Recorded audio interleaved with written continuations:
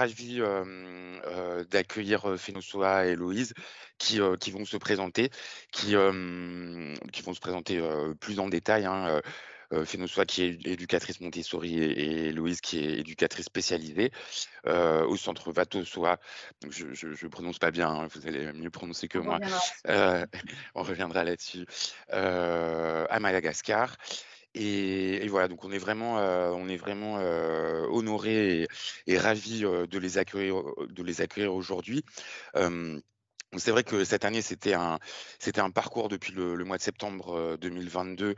Alors pas uniquement, mais quand même très orienté sur les différentes pratiques, en francophonie. Donc c'est vrai qu'après, Mathieu Gagnon, après Nathalie Fletcher, Mathieu Gagnon au mois de septembre, Nathalie Fletcher au mois de février, qui était du Québec, au Canada. On a eu aussi l'intervention d'Aurélie Platon sur les droits de l'enfant, philosophie et droits de l'enfant, qui elle intervenait de Suisse. Là aujourd'hui donc Fénoçoa est à Paris, mais Héloïse intervient bien de Madagascar. Et tout ça 15 jours avant Eva Bifadel qui, elle, interviendra de Beyrouth, et Amélie Pincé qui conclura le parcours le 14 juin de Belgique.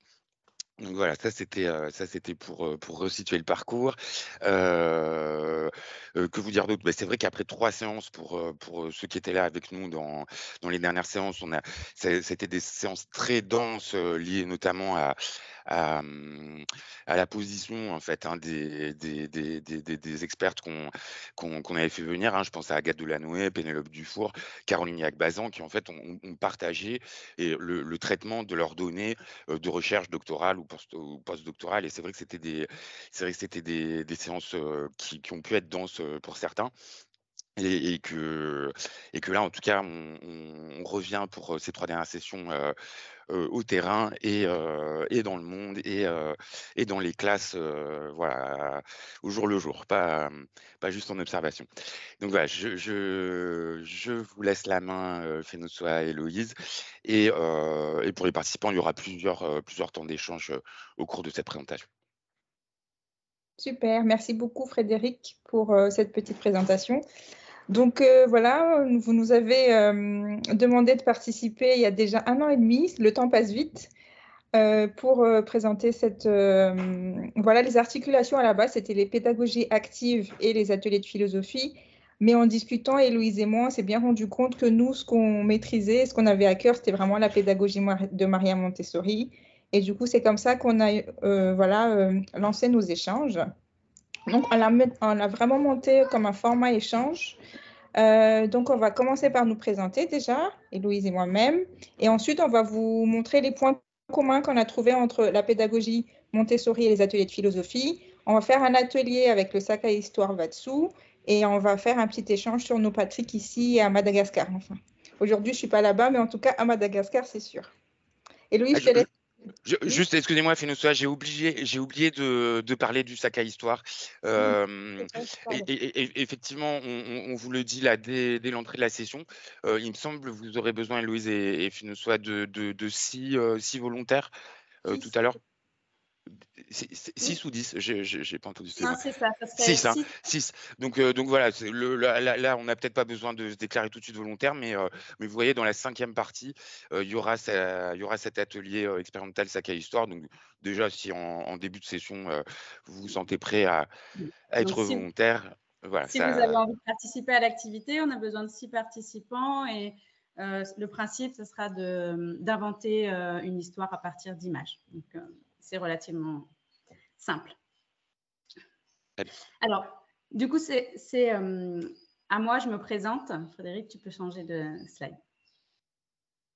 Alors, moi, je suis donc Héloïse Petitbon. Je suis à l'étranger depuis 2010 maintenant. Pardon. Je suis éducatrice spécialisée de formation. J'ai commencé mon expérience au Maroc, à Casablanca, et où j'ai été piquée par la pédagogie Montessori. À ce moment-là, j'ai travaillé dans une école Montessori pendant plusieurs années. Et ensuite, je suis partie dans différents pays. Je suis animatrice d'ateliers de philosophie maintenant depuis 7 ans, formée principalement par Chiara Pastorini. Et donc, je suis avec Fensou, cofondatrice et coordinatrice pédagogique au sein du centre Vatsou à Tamatave, à Madagascar. Donc, Tamatave, c'est la ville portuaire sur la côte est de l'île de Madagascar. Donc, je suis maintenant à Madagascar depuis plus de 6 ans. Donc, formatrice et accompagnatrice pour des enseignants et des établissements scolaires qui souhaitent mettre en pratique des pédagogies actives, innovantes, centrées sur le bien-être de l'enfant. Donc, principalement tout ce dont on va parler pendant cette intervention. Et je suis aussi maman de 2 garçons. J'ai principalement vraiment à cœur de développer l'esprit critique des enfants, leur tolérance et leur capacité d'adaptation. Et donc, c'est pour ça que j'ai été piquée, après la pédagogie Montessori, par l'animation d'ateliers de philosophie pour enfants. À toi, Fensou. Alors, du coup, je vais me présenter. Donc, je m'appelle Fensou Zafmaouf et je suis une multipotentielle. Donc, j'ai plusieurs casquettes, comme beaucoup de monde. Donc, je suis éducatrice Montessori, mais je suis également coach et entrepreneur et j'adore tout ce qui est lié à l'éducation, à l'art et à l'environnement. Et donc, aujourd'hui, je suis directrice exécutive du Centre Vatsou qu'on a confondé en 2018 avec Héloïse. Et j'anime, grâce à elle et grâce à la formation qu'on a eue, on vous en parlera un peu plus tard, j'anime des ateliers de philosophie dans des écoles partenaires depuis 2021. Et je suis maman, du coup, aussi de 2 super enfants qui ont 10 ans et 3 ans aujourd'hui. Voilà pour moi. Et je vais vous présenter un peu le Centre Vatsou, du coup, qui a été créé vraiment comme un espace pour toute la famille, un lieu de vie en collaboration avec plusieurs partenaires aussi. Au fait, on a commencé vraiment, Héloïse et moi, juste avec l'école maternelle, du coup, une école maternelle avec une crèche où on a instauré la pédagogie Montessori et aussi d'autres pédagogies innovantes qui étaient importantes pour nous deux. Donc, bien évidemment, les ateliers de philosophie, mais il y a aussi le yoga et la méditation, des ateliers d'expression corporelle et beaucoup d'ateliers sur l'art. En tout cas, c'est comme ça que nous, on a conçu l'école. Et aujourd'hui, on peut vraiment dire que c'est un centre parce que on a également développé tout un panel de formation et pour les éducateurs et les enseignants, mais aussi pour les parents, des clubs de partage, un lieu d'accueil parents-enfants, des bibliothèques, ludothèques et aussi des animations qu'on peut trouver. Voilà, c'est vraiment comme un centre culturel à Tamatave. Héloïse va vous présenter un peu du coup la partie associative parce qu'on a conçu le projet comme ça avec une partie vraiment comme une entreprise sociale et solidaire en fait. Alors, vous voyez là sur la photo justement une partie de l'équipe. On a la chance d'avoir une équipe ici sur Tamatave soudée, très soudée et très présente depuis le début en fait de l'aventure. Et on est très fiers d'elles parce que c'est vrai qu'on a principalement quand même des femmes hein, dans l'équipe. Très fiers d'elles parce qu'elles montent en compétences chaque année de façon même fulgurante pour certaines. Et elles apprennent très vite. Et donc, là, sur une des photos, on a l'éducatrice Montessori actuellement qui est à l'école Vatsou sur Tamatave. On a une animatrice d'atelier philo aussi. On a Mina qui est responsable de l'animation et de différentes animations aussi au sein de Vatsou et qui intervient dans des associations. Alors, donc, justement, l'association Vatsou France a été créée parce que lorsqu'on a créé l'école Montessori et l'école Vatsou à Tamatave, on ne pouvait pas concevoir une école qui soit seule et on avait besoin de rayonner autour de nous sur toute la région. Et surtout Tamatave pour le moment, et puis peut-être et même un peu dans Madagascar de manière générale.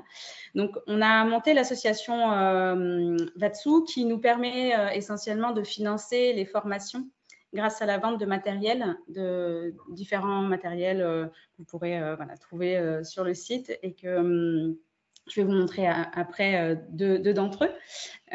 Donc, on a déjà notre poupée Socrate, d'où nous sommes très fiers, qui est ici, qui est créée par des femmes, un atelier de femmes sur Tana, la capitale. Et nous avons le sac à histoire que que vous pourrez tester tout à l'heure. Donc, ces formations, justement, enfin, le fruit des ventes nous permet de financer les formations Montessori. Donc, on a l'accompagnement d'une éducatrice Montessori depuis le début de notre projet pour l'ensemble de l'équipe. Nous avons pu aussi financer la formation certifiante ERAM pour certaines des éducatrices de l'école. Nous finançons aussi des formations yoga et méditation en milieu scolaire pour des écoles privées, publiques, sur Tamatave ou Tana pour le moment, mais aussi du coup des formations d'animateurs d'ateliers de philosophie pour enfants, dont la première a été faite ici sur Tamatave en 2021 avec Chiara Pastorini qui était du coup notre formatrice en ligne. Je vous en dirai plus un peu plus tard. Nous avons aussi, du coup, l'association Vatsu nous permet aussi de financer un système de parrainage qui nous permet d'envoyer des animateurs Vatsu dans des associations, des structures pour personnes handicapées, des centres nutritionnels ou des écoles publiques ou privées pour faire des ateliers d'éveil musical, d'expression corporelle, des ateliers de yoga, de philo ou d'art plastique. En fait, on s'est rendu compte que former des personnes, c'était important, mais qu'il fallait commencer par les sensibiliser et donc d'abord par leur montrer notre pratique et leur montrer à quel point cela permettait d'apporter de nombreuses choses, déjà de la joie dans leur structure, mais d'aider vraiment l'épanouissement de l'enfant dans sa globalité. Alors, nous allons commencer justement le vif du sujet. Les petites photos. Alors voilà, c'est les petites photos des actions qu'on a et de notre poupée Socrate. Juste voilà, pour préparer du coup ce qu'on vous partage aujourd'hui, on voulait voilà, nos ressources, c'est plus nos formateurs et notre pratique sur le terrain, en tout cas pour cette partie atelier de philosophie. Donc, au niveau des formations Montessori, donc Héloïse l'a dit tout à l'heure, on a Laure Pardigon, qui est éducatrice AMI et formatrice ERAM, qui nous suit depuis le début de notre aventure. Moi, j'ai été formée avec Victoria Noisier d'Enfance Positive et Marie Constant de Public Montessori. Et on travaille aussi, on communique régulièrement avec Julien Lavenu de labophilo.fr pour les formations et aussi pour ses livres, tous les outils magnifiques et magiques qu'il a créés. Et il y a aussi, bien évidemment, les outils et les formations développées par Chiara Pastorini. Voilà, au niveau de nos ressources. Donc, on va rentrer dans le vif du sujet, en effet. Donc, en travaillant avec Héloïse, on s'est bien rendu compte qu'en fait, il y avait plusieurs points communs entre la pédagogie Montessori et les ateliers de philosophie. Déjà, de développer chez l'enfant des compétences spécifiques comme l'autonomie, la réflexion critique et la créativité. Et même si les deux approches sont tout à fait différentes, voilà, c'est comme je vous disais, c'est ce qu'on va vous présenter maintenant, c'est les différents points communs et quelques mises en perspective qu'on a trouvées quand on a travaillé ensemble. Donc, le premier point qu'on va aborder là, c'est vraiment la posture de l'adulte. Donc, le premier, c'est l'humilité. On a remarqué que l'adulte était un facilitateur, qu'il était plus en classe, au fait, comme un médiateur. Par exemple, dans les ateliers de philosophie, on va être plus dans la ligne conductrice, on va garder la ligne conductrice pour l'enfant, mais on ne sera pas le sachant ou celui qui donne le savoir. On accompagne vraiment. Et c'est vraiment aussi ce qu'on fait en tant qu'éducateur. En fait, on est là pour accompagner l'enfant dans son apprentissage et non lui imposer l'apprentissage de force, entre guillemets. Hein. Ensuite, dans la classe Montessori, c'est vrai que nous, on s'efface beaucoup pour laisser à la place, l'environnement préparé permet à l'enfant d'avoir sa place dans la classe. Donc, nous, on est vraiment plus un guide. Et c'est pareil aussi dans les ateliers de philosophie. Alors, la bienveillance, bien évidemment, c'est super important dans les deux pédagogies, dans les deux approches, pardon. Déjà, il y a la posture neutre et non jugeante de l'adulte, c'est-à-dire qu'on est là pour accompagner toujours, bien évidemment. On encourage sans complimenter, parce que dans un atelier de philosophie, on va plutôt donner des idées, etc., sans dire à l'enfant, oui, bravo, c'est exactement ce que je voulais comme réponse. Et c'est pareil, au fait, quand on est éducatrice, on ne va pas dire « Ah, bravo, c'est bien ce que tu as fait là ». On ne donne jamais notre avis personnel. On va juste être dans la description, etc. On invite l'enfant à retravailler, on le relance, nous, dans le travail, quand on est éducateur, mais aussi, du coup, quand on est animatrice d'atelier philo, on va le relancer par rapport à des questions. On va l'inciter à la réflexion et au travail. Notre rôle aussi, quand on est éducateur et quand on est animateur, c'est vraiment d'instaurer un cadre sécurisant pour l'enfant. Pour qu'il puisse vraiment s'épanouir à l'intérieur en égarant des règles. Parce que souvent, en fait, on fait cet amalgame. On se dit, oui, quand il y a la bienveillance, au fait, il y a le laxisme. Alors que non, il n'y a pas du tout... voilà, ça ne marche pas comme ça, en fait. On a vraiment l'enfant, pour qu'il puisse s'épanouir, il a besoin de liberté, mais il a besoin aussi d'un cadre bienveillant, bien évidemment, mais il a besoin de ce cadre pour pouvoir avancer. Qu'est-ce que je voulais rajouter? Ah oui, les garants de l'autorité, bien évidemment, pour tout le groupe. Alors, lors de nos échanges, justement, alors ce qu'il faut juste vous dire, c'est qu'avec Fensou, on a adoré préparer cette intervention parce que malgré qu'on travaille ensemble, en fait, on a du mal à prendre le temps, prendre le temps d'échanger sur nos pratiques. Et en fait, cette préparation nous a permis de prendre le temps d'échanger sur notre parcours, sur nos pratiques en tant qu'éducatrice Montessori. On a un peu les deux casquettes chacune, mais elle a été éducatrice Montessori d'abord et animatrice ensuite. Et moi, je suis plus animatrice philo aujourd'hui qu'éducatrice Montessori. Et donc, du coup, on a pu vraiment s'interroger sur quels étaient tous ces points communs. Et un des points communs qui est pour moi, essentiel entre les deux postures, et cette posture justement de l'adulte chercheur. Donc, on est un adulte qui connaît ses objectifs, oui, il est capable d'analyser, de prendre du recul et de se remettre en question. Je pense que une des grandes qualités d'un éducateur Montessori et d'un animateur, c'est d'être capable justement de prendre du recul sur ce que l'on est, sur ce que l'on veut. C'est-à-dire qu'évidemment, on a beau avoir une posture d'observateur neutre, il faut savoir surtout accepter que nous ne pouvons pas être neutres. On tient forcément nos principes et on a forcément nos valeurs et on sait très bien qu'on attend des choses des enfants, qu'on a des objectifs dans chaque intervention et que finalement, on veut absolument que nos enfants intègrent certaines valeurs, etc. Et donc, ne serait-ce que d'en avoir conscience, c'est déjà avoir un grand pas en avant, d'avoir conscience que nous sommes porteurs justement de nos valeurs et que malgré nous, on aura beau tout faire pour essayer d'être neutre, on ne pourra jamais l'être à 100%.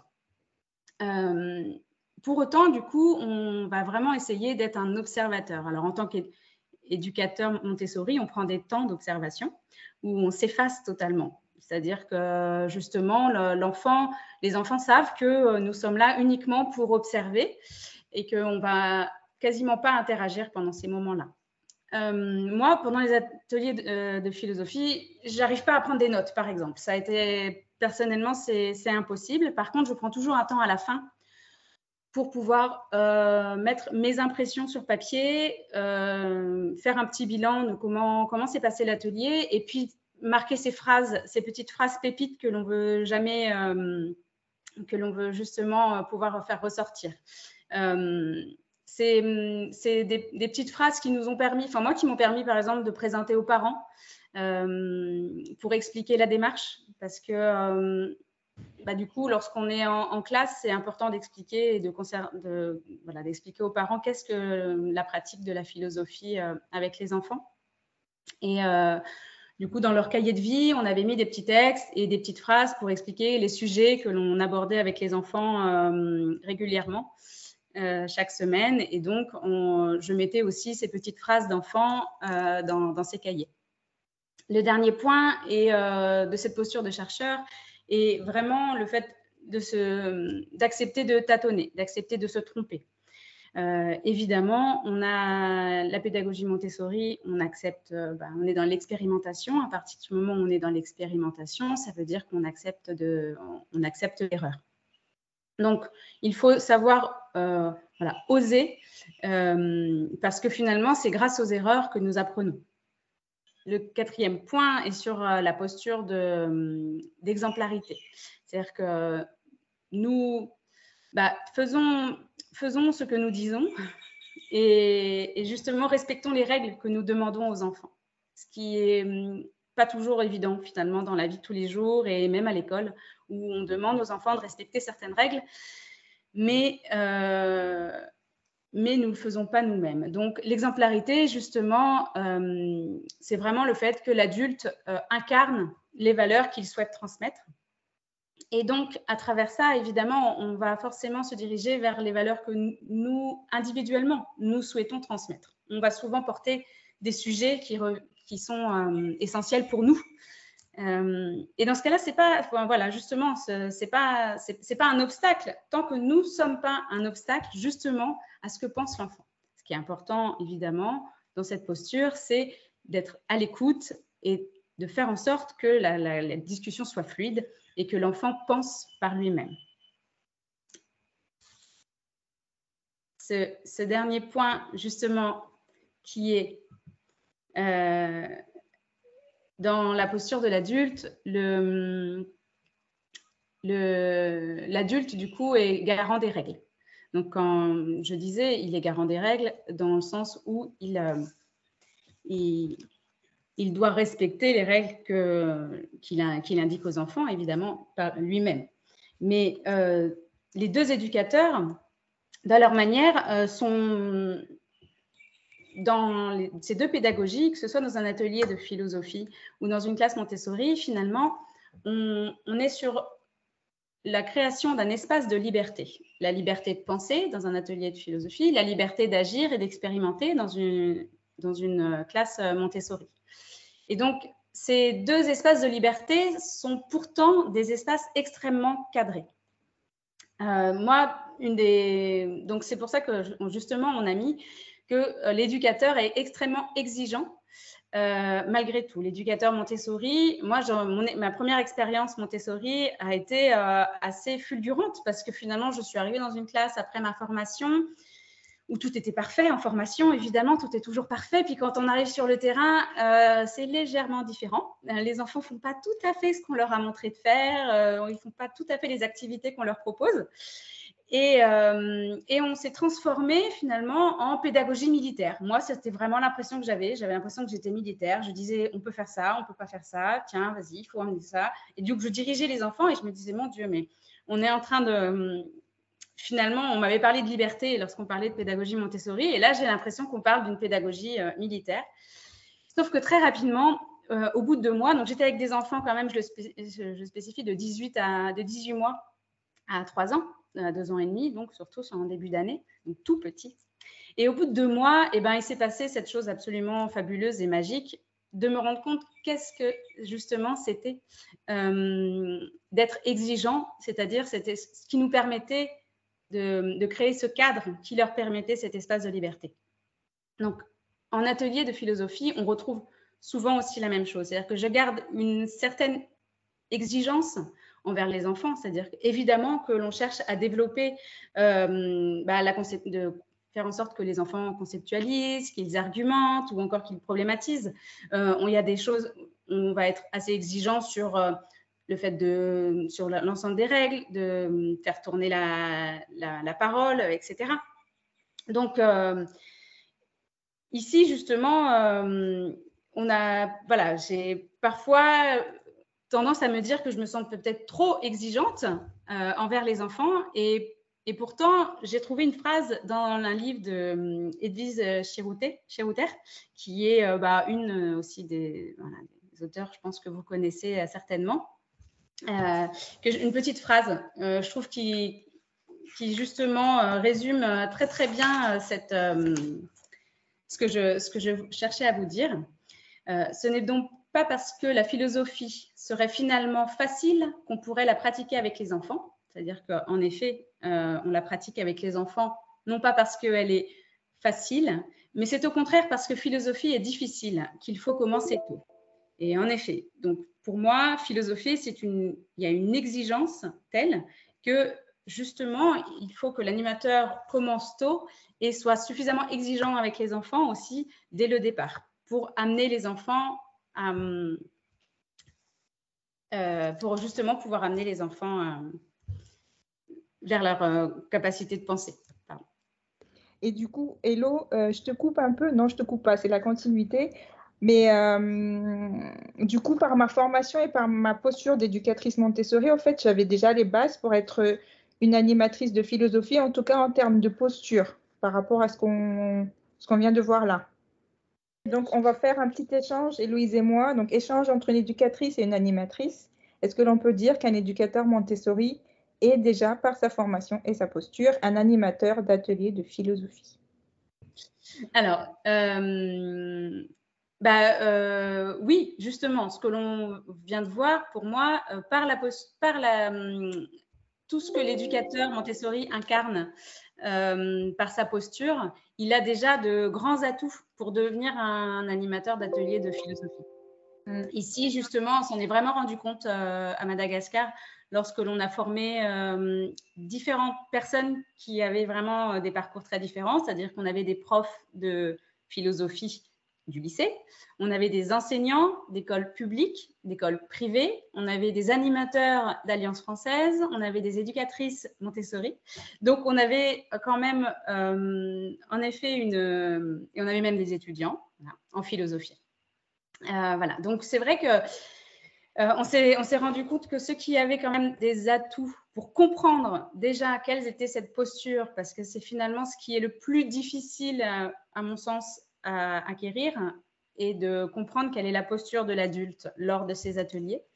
Et donc, du coup, oui, les éducateurs Montessori, ils avaient une avance. Enfin, moi, j'ai trouvé qu'ils avaient vraiment une longueur d'avance. Je pense aussi que certains animateurs, les animateurs de l'Alliance aussi, avaient une certaine longueur d'avance par rapport, justement, par rapport à d'autres. Et puis, en plus, l'éducateur encourage. L'éducateur Montessori, il a tendance déjà à encourager la réflexion et la pensée critique au quotidien. C'est déjà un réflexe, de toute façon, qu'il a.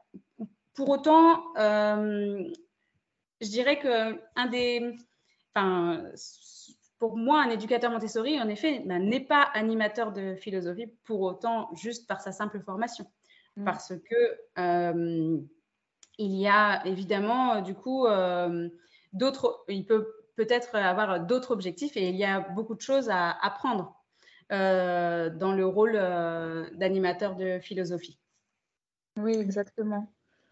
Toi, justement, qu'est-ce que ta formation t'a apporté de plus? La formation en atelier de philosophie.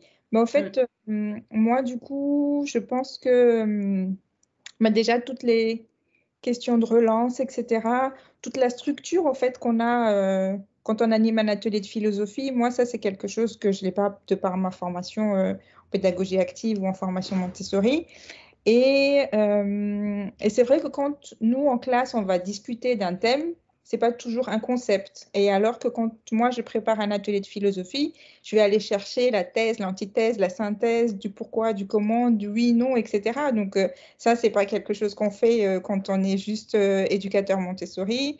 Le cadre n'est pas toujours mis en place. Quand on va discuter avec un enfant, c'est pas toujours un échange philosophique, c'est juste un échange. En fait, tous ces outils-là, ça s'apprend.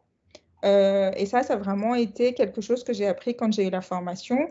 Et bien évidemment, nous, on a des objectifs différents quand même. L'animateur va plus être dans le questionnement, alors que moi, en tant qu'éducatrice, parfois, du coup, il y a quand même tout l'apprentissage qui vient pour l'enfant, quoi.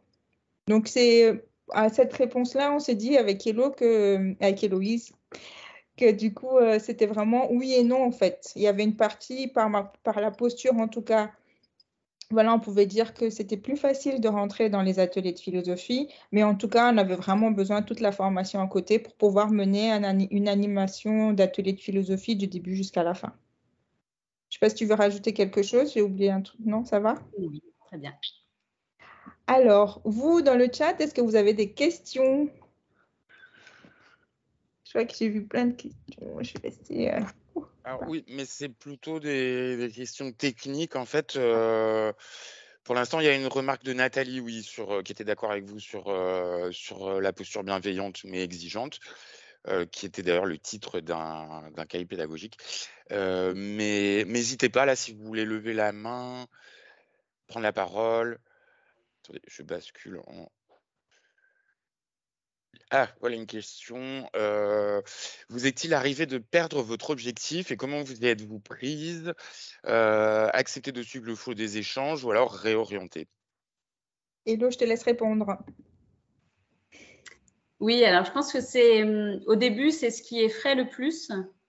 C'est de faire des ateliers philo qui changent complètement de cap et qui abordent finalement plus du tout ou presque plus le sujet de départ. Et alors, moi, je suis assez à l'aise avec ça. Je pense que des fois, c'est plutôt le contraire. C'est d'avoir un sujet trop rigide qui parfois m'effraie. Et j'aime beaucoup suivre le fil de conversation des enfants. Tant que ça reste justement dans mes objectifs d'exigence, c'est rester autour des questionnements philosophiques, autour justement d'interroger des concepts, que les enfants apprennent à argumenter, à donner des exemples. Oui, un des exemples, par exemple, le dernier atelier philo que j'ai fait était sur le conte de Narcisse. Et en fait, je voulais, on l'a mis en parallèle avec la pratique des téléphones et des photos sur les réseaux sociaux, voilà, avec les enfants. Et en fait, les enfants sont très rapidement partis sur finalement l'utilisation des téléphones par les parents.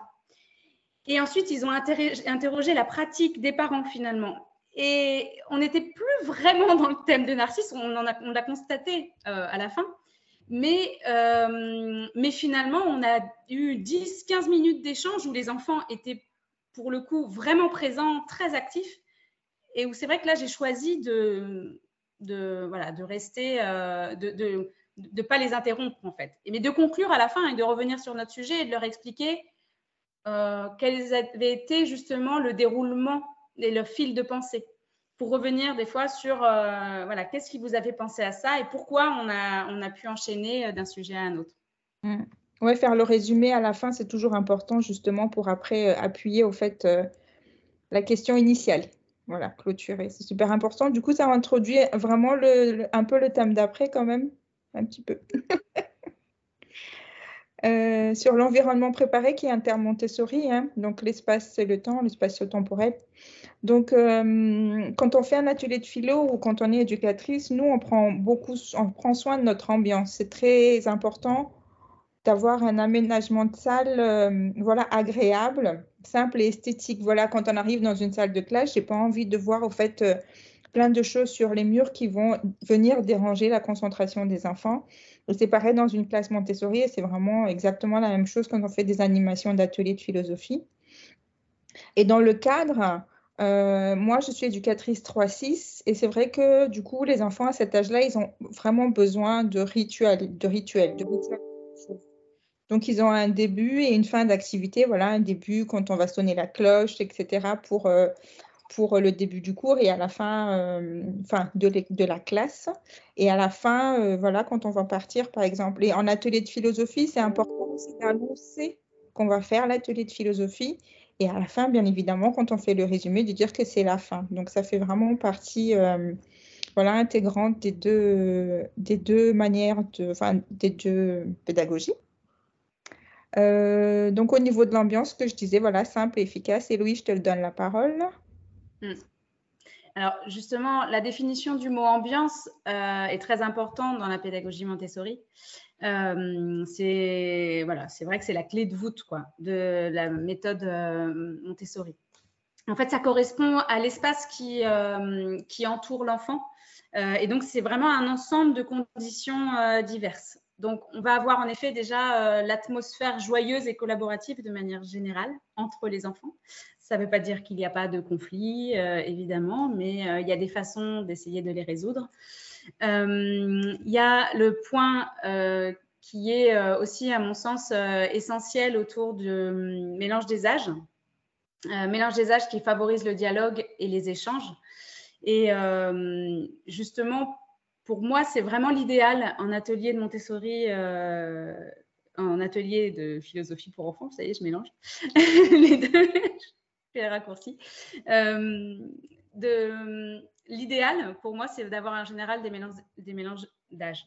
De pouvoir avoir des tranches d'âge autour de, que ce soit de 3 à 6, 6, 9, 9, 12. C'est vraiment la richesse des mélanges. Alors, on a aussi la richesse des cultures, on peut dire aussi, voire des croyances. Ça, c'est une des chances qu'on a ici à Madagascar, c'est-à-dire qu'on a énormément de religions différentes qui se côtoient, énormément de cultures aussi, parce qu'on a des influences asiatiques, africaines, européennes, et puis juste purement malgaches, en fait, sur une même île. Et donc, indienne, enfin, c'est vrai qu'on a beaucoup de cultures et ça permet d'enrichir énormément les échanges lors des ateliers de philosophie. Alors, un des grands points communs aussi que l'on a justement en commun lors des ateliers de philo ou en classe Montessori, c'est le droit de rêver, le droit d'observer ou de ne pas participer.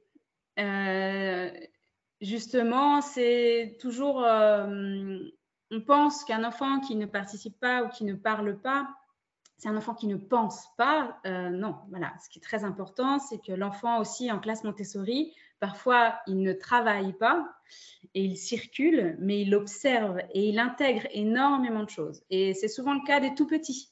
Dans une classe Montessori, en petite section, les tout petits observent les plus grands. Et ils écoutent, ils écoutent, ils écoutent. Et ils intègrent, jusqu'à justement pouvoir, à leur tour, répéter peut-être. Donc, le droit à la répétition est aussi un des points clés de la pédagogie, c'est-à-dire que l'enfant a le droit de répéter autant de fois qu'il veut une activité. Et dans un atelier Montessori, atelier philo, je dis toujours aussi que l'enfant peut répéter la même chose, ce qu'a pensé son camarade. Il a le droit aussi, évidemment, de ne rien dire s'il le souhaite. Et justement, un des autres points autour des actions indirectes, alors les actions indirectes, c'est ce qui nous permet justement de faire respecter des règles grâce à la disposition, par exemple, de l'espace ou grâce à l'intervention particulière de l'adulte, comme par exemple lorsque les enfants dans une classe Montessori ont besoin de mouvement, justement pour...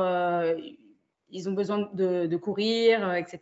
Et on a des enfants qui courent et donc on va les arrêter et on ne va pas les arrêter directement et leur dire « stop, arrête de courir ». On va plutôt justement l'inciter à aller marcher avec lui. On va plutôt lui donner des activités qui vont lui permettre d'être en mouvement. On va lui demander d'aller chercher un balai à l'autre bout de la classe et de revenir. Donc, on va justement lui dire de marcher, mais on va le laisser en mouvement. On ne va pas le canaliser dans une activité qui sera justement restreinte, surtout à ce moment-là, parce que s'il court, c'est qu'il en a quand même besoin. En revanche, voilà. Donc, pour conclure, dans une ambiance Montessori, tout est fait justement pour aider l'enfant justement à faire par lui-même, pour être lui-même. Alors que dans un atelier de philosophie, finalement, on va aussi tout faire pour qu'il puisse penser par lui-même et pour lui-même et pour être aussi finalement, pour être aussi lui-même. Et du coup, tout à l'heure, tu as parlé de besoin de mouvement, Hello. Parce que nous, du coup, ça a été super compliqué, enfin moi en tout cas, de dire bon, comment on va respecter le besoin de mouvement de l'enfant en atelier de philosophie, parce que là, du coup, il est en cercle, il va s'asseoir, et voilà, ça a été quelque chose voilà, à mettre en place chez nous, ça a été un peu compliqué parfois. Si, alors moi, je me souviens qu'on a été assez confrontés. On était tiraillés entre respecter le besoin de mouvement et exclure un enfant pour respecter le cadre de l'atelier de philosophie. Alors, pour expliquer un petit peu le contexte, on était toutes les deux en classe avec Fensou. Fensou était éducatrice Montessori et moi, je venais intervenir plutôt, alors soit en soutien en classe parfois, et puis je venais mettre en place des ateliers de philosophie pour enfants. Et on a des enfants atypiques en classe. On a toujours eu 2 à 3 enfants, alors soit avec des particularités relativement simples de comportement, soit on a eu aussi les enfants autistes. Donc, est venu justement le moment où on sentait qu'ils avaient envie de venir, mais j'ai été tiraillée par cette porte qui n'arrêtait pas de s'ouvrir et le fait que l'enfant faisait des allers-retours ou bougeait au sol. Et en fait, les enfants étaient extrêmement déconcentrés, vraiment. Et donc, moi, je pense que j'ai atteint cette limite, après moi, ma propre limite de concentration personnelle, de patience, en fait. Et où je me suis dit, non, en fait, il faut juste un moment que je ferme la porte et que j'exclue certains enfants. Et c'est vrai qu'on a certains enfants de la petite section à un moment que j'avais exclus aussi parce qu'ils intervenaient tout le temps n'importe comment. Et donc, j'avais préféré prendre des petites sections, mais vraiment mélanger avec au compte-gouttes, à mélanger avec des plus grands. Et puis, et d'exclure en effet la plupart des enfants qui avaient, enfin les enfants autistes en tout cas, même si, encore une fois, je pense que c'était... voilà, je me sentais assez tiraillée avec cette idée-là. Ouais, ça a été compliqué pour nous, mais bon. Voilà, on a pris une décision justement pour que tout le groupe puisse avoir un atelier de philosophie voilà, qui portait ses fruits. Et c'est vraiment ce qu'on a trouvé après plusieurs tests ici et là aussi au niveau du timing. Oui. Ouais, voilà. Parce que du coup, pour moi, c'était super compliqué d'arracher un enfant à son travail alors qu'il était lancé dans un travail pour aller faire un atelier à une heure précise. Après, je comprenais que pour Héloïse, voilà, c'était à ce moment-là et que justement, c'était très difficile pour elle d'avoir des allers-retours dans la classe quand un enfant était prêt à y aller, seulement d'y aller. Donc, on les a mis, on a testé beaucoup de choses, hein. On les a mis à une heure précise et puis finalement, on a essayé aussi au fil de l'eau, c'est pas possible. Donc aujourd'hui, ce qu'elle fait, Tintel dans sa salle de classe, qu'elle le fait plutôt en regroupement. C'est bien ça, hein? Oui, alors elle le fait justement soit sous forme lors des regroupements du matin, sous forme de petits ateliers très rapides hein, sur un thème choisi, soit plutôt sous forme plus longue les après-midi, lorsqu'on a les activités collectives autour des arts, de l'art plastique, de la danse, l'expression corporelle, etc. Ouais. Voilà, c'est important en fait de trouver le rythme de la classe et de voir vous à quel moment ça vous convient en fait de l'introduire. Et toi aussi, tu as eu des expériences, Fensou, dans des classes traditionnelles en revanche, dans des écoles privées et publiques vraiment traditionnelles. Voilà, oui, et pareil, l'introduction a parfois été un peu plus compliquée, mais souvent en termes de ce que je disais tout à l'heure, là, d'environnement préparé, en fait. C'est très difficile d'arriver dans une salle de classe qui est déjà avec une maîtresse et avec des tables et des chaises, et on n'arrive pas toujours à enlever les tables et les chaises. On vient en fait perturber la classe en termes de manipulation, et ça a été pour moi un challenge. Et parfois, quand j'ai pas un autre espace où je peux être avec les enfants par terre, hein, mais peu importe, ou dans le jardin, ou dans un environnement où je peux être en cercle avec eux, c'est vrai que j'ai arrêté les ateliers de philosophie parce que du coup, le cadre était très, très, très important. Et les enfants aussi avaient plutôt tendance à vouloir toujours répondre de manière correcte à la question. C'était très difficile. C'était très difficile de faire poser des questions et puis que ça revienne par une autre question. Ils attendaient toujours mon approbation pour dire est-ce que c'est la bonne réponse ou pas, parce que du coup, c'est le système auquel ils sont habitués. Et ça aussi, c'est quelque chose du coup où quand du coup on commence un atelier de philosophie, Héloïse ou moi, on va venir vraiment dire ce qu'on attend des enfants. N'est-ce pas? Oui. Moi, je me suis rendu compte dans ma pratique ici à Madagascar que, alors, bon, moi, j'ai une difficulté quand même supplémentaire, c'est que j'anime en français et que donc, du coup, parfois, le niveau de français Bon, en général, c'est pour des enfants j'anime avec des enfants qui savent parler français, hein, mais le niveau de français reste une seconde langue, voire parfois une troisième langue pour eux. Mais en effet, j'avais parfois ce blanc dans les yeux de mais pourquoi elle nous pose cette question-là en fait, et pourquoi elle nous répond par d'autres questions, et ça les déstabilisait et ils ne comprenaient pas du tout. Au début, certains groupes, j'ai eu vraiment des groupes qui ne comprenaient pas du tout ce qu'on attendait d'eux, ce que j'attendais d'eux. Et je me suis retrouvée finalement à faire les réponses. Alors que du coup, évidemment, en formation, on apprend tout le contraire. Hein. On dit il ne faut pas dire et en fait, je me suis retrouvée à me dire mais oui, mais en fait, il faut qu'ils voient, et qu'ils comprennent ce que j'attends d'eux. Et donc, j'ai commencé à dire bah voilà, vous pourriez dire ceci, mais vous pourriez dire aussi cela. Et puis, s'il y a un enfant qui a un exemple. Et donc, voilà, et les premiers ateliers, c'était vraiment, je sentais qu'il fallait que je rame, et j'étais dans tout le contraire que ce que ma formatrice m'avait appris. Enfin, j'avais cette culpabilité-là, en tout cas au début, que j'assume complètement maintenant aujourd'hui, parce que je me rends compte que ça permet de débloquer, en tout cas justement au début. Et ça permet que les enfants comprennent ce qu'on attend d'eux. Et c'est vrai que quand on apporte une pédagogie si différente qu'est la philosophie dans une école qui fonctionne de façon extrêmement traditionnelle, dans le sens où l'adulte est toujours là pour donner des connaissances et donne assez peu, voire pas du tout, la parole aux enfants, lorsqu'on leur demande de s'interroger et donc qu'ils ont droit de ne pas être d'accord, par exemple, ils ont beaucoup de mal à comprendre au début. Voilà. Donc, donc c'est sûr que… alors, on avait aussi un nombre idéal qui, dans ces classes, par exemple, alors on sait, à Madagascar, on peut avoir parfois jusqu'à 70, voire des classes de collège dans le public où ils ont plus de 100 élèves dans une seule classe. Donc là, je peux vous avouer qu'on n'intervient pas. Ce que l'on a déjà fait, du coup, des interventions dans le public, c'était de faire en sorte qu'un enseignant soit d'accord pour prendre 15 enfants ou 15-20 enfants de son côté, pour qu'il en ait 50, et que du coup, du côté de la classe, il y en ait un petit peu moins. Et toi, tu faisais comment aussi lors de tes interventions? Tu fais comment, Fensou? Moi, du coup, c'est souvent des classes de 30 enfants, donc c'est pas évident parce que parmi les 30, il y a toujours en fait une quinzaine qui va discuter et une quinzaine qui va juste venir justement assister sans pour autant pouvoir prendre la parole. Donc là aussi, c'est important de donner des rôles. Voilà, il y a celui qui va faire le résumé à la fin, celui qui va dessiner, etc., pour que tout le monde puisse être en interaction. Mais c'est vrai que pour moi, personnellement, hein, quand c'est 15-20 enfants en fait, où on peut discuter et où il y a de l'échange. Je ne sais pas pour toi, c'est comment, mais moi, c'est mon nombre idéal à moi.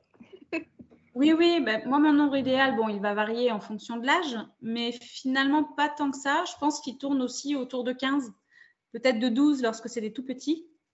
Mais il va tourner autour de 15, et après, ça va dépendre si on distribue des rôles ou pas à certains. Et puis, ça va dépendre s'il y a des mélanges d'âge aussi, s'il y a des petits ou des grands. Et il y avait un nombre minimum aussi, c'est ce qu'on s'était dit, que du coup… moins de 8, au fait, c'était compliqué d'avoir un échange.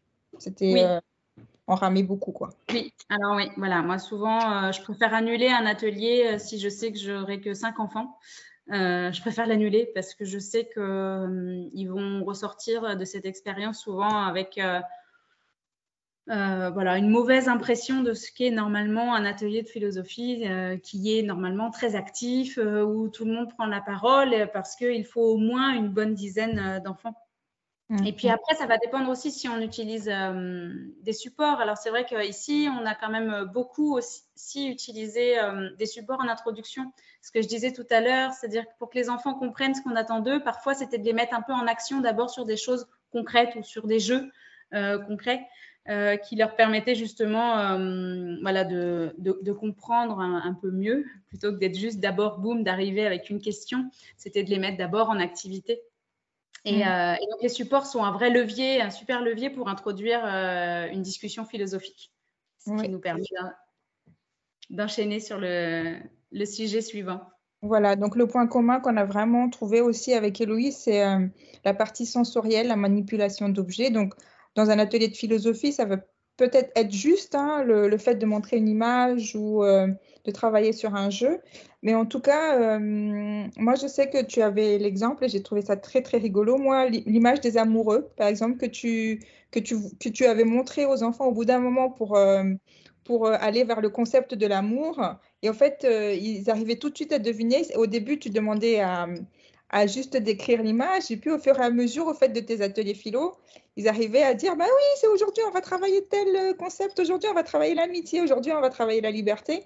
Moi, du coup, qu'est-ce que j'avais montré? C'était un... Ah oui, c'est toi qui m'avais aidé à le faire. En plus, c'était un oiseau qui était dans une cage, tu te rappelles, pour parler de la liberté. Et au fait, c'est vrai que les enfants, au fur et à mesure des ateliers philo, ils arrivent à comprendre, au fait, où est-ce qu'on veut les emmener. Et ça, c'est top, quoi. C'est magique.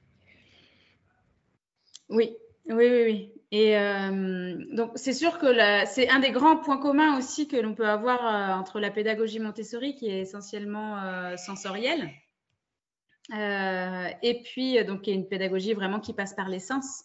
Et puis, les ateliers de philosophie qui passent aussi une pédagogie par les sens, mais peut-être plutôt dans le sens, le deuxième sens, dans le sens des mots, le sens justement des concepts, si vous arrivez à me suivre. Voilà, donc... Héloïse est partie. Autant, c'est la pratique holistique qui est justement totalement pour nous en lien avec notre façon d'aborder l'enfant. C'est-à-dire qu'on aborde toujours dans une classe Montessori l'enfant justement dans sa globalité. Donc voilà, entre le corps et l'esprit, la perception et sa rationalité, mais qu'il soit toujours de façon globale. Et c'est vraiment voilà, une des approches qui nous aide énormément à communiquer avec les enfants et à mieux les comprendre. Justement, l'exemple du dessin, c'est-à-dire que moi, je termine, je crois, 80% des cas de mes ateliers en demandant aux enfants de dessiner. Alors, soit la consigne est plus ou moins précise, soit sinon, je leur demande juste de dessiner sur le thème et ce qu'ils ont compris de notre discussion d'aujourd'hui. Et c'est vrai que j'aime beaucoup, mais vraiment beaucoup ce moment-là, peut-être parce que ma formation d'éducatrice spécialisée est en général plus sur les relations individuelles que sur les relations collectives. Mais ce sont des temps justement où on peut prendre de façon individuelle. Alors, on peut aller vers les enfants qui n'ont pas parlé et se rendre compte qu'à travers le dessin, en fait, ils communiquent énormément. Se rendre compte qu'à travers le dessin, ils peuvent commencer à mettre en mots et à parler à son tour, mais peut-être pas devant tous les enfants pour commencer, mais déjà en individuellement. Et se rendre compte parfois, du coup, aussi de ce qui a été le plus important pour eux, de ce qui les a le plus marqués dans ce sujet. Et donc, du coup, c'est vrai que c'est souvent... Je termine, je pense, vraiment très souvent par leur demander des dessins. Et puis, Ça, oui, c'est ça, ça développe vraiment la motivation et la curiosité au fait des enfants de passer par les sens, par des activités concrètes et attrayantes. C'est comme dans la vidéo où on voit une animatrice amener une boîte à musique et voilà, pour dire aujourd'hui on va parler de musique, etc. En fait, c'est toujours super intéressant et plus facile pour l'enfant en tout cas de faire le lien avec quelque chose de physique. Donc, est-ce qu'on peut dire qu'un animateur de philosophie fait de la pédagogie active dans ce cas-là? Est-ce que c'était notre prochaine question, notre prochain échange? Alors, pédagogie active, en tout cas, l'enfant est actif. C'est sûr que dans un atelier de philosophie, l'enfant, il est actif. Qu'il prenne la parole ou pas, il est actif dans le sens où il écoute et sa pensée reste active. Et puis, à travers les jeux et les activités, justement, parfois, on les met, on les met justement en action également.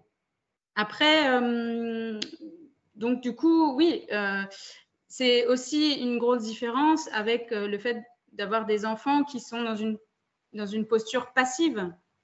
La posture passive de l'enfant qui écoute, qui apprend des connaissances, justement, oui, je pense que dans les ateliers philo, on fait de la pédagogie active à ce niveau-là. Et puis, pour nous, ça a été un super moyen d'introduire de la pédagogie active finalement dans les écoles.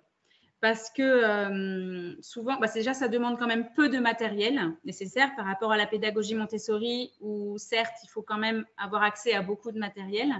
Et ben, c'était une façon justement d'apporter une pratique innovante dans les classes et dans les écoles traditionnelles à Madagascar.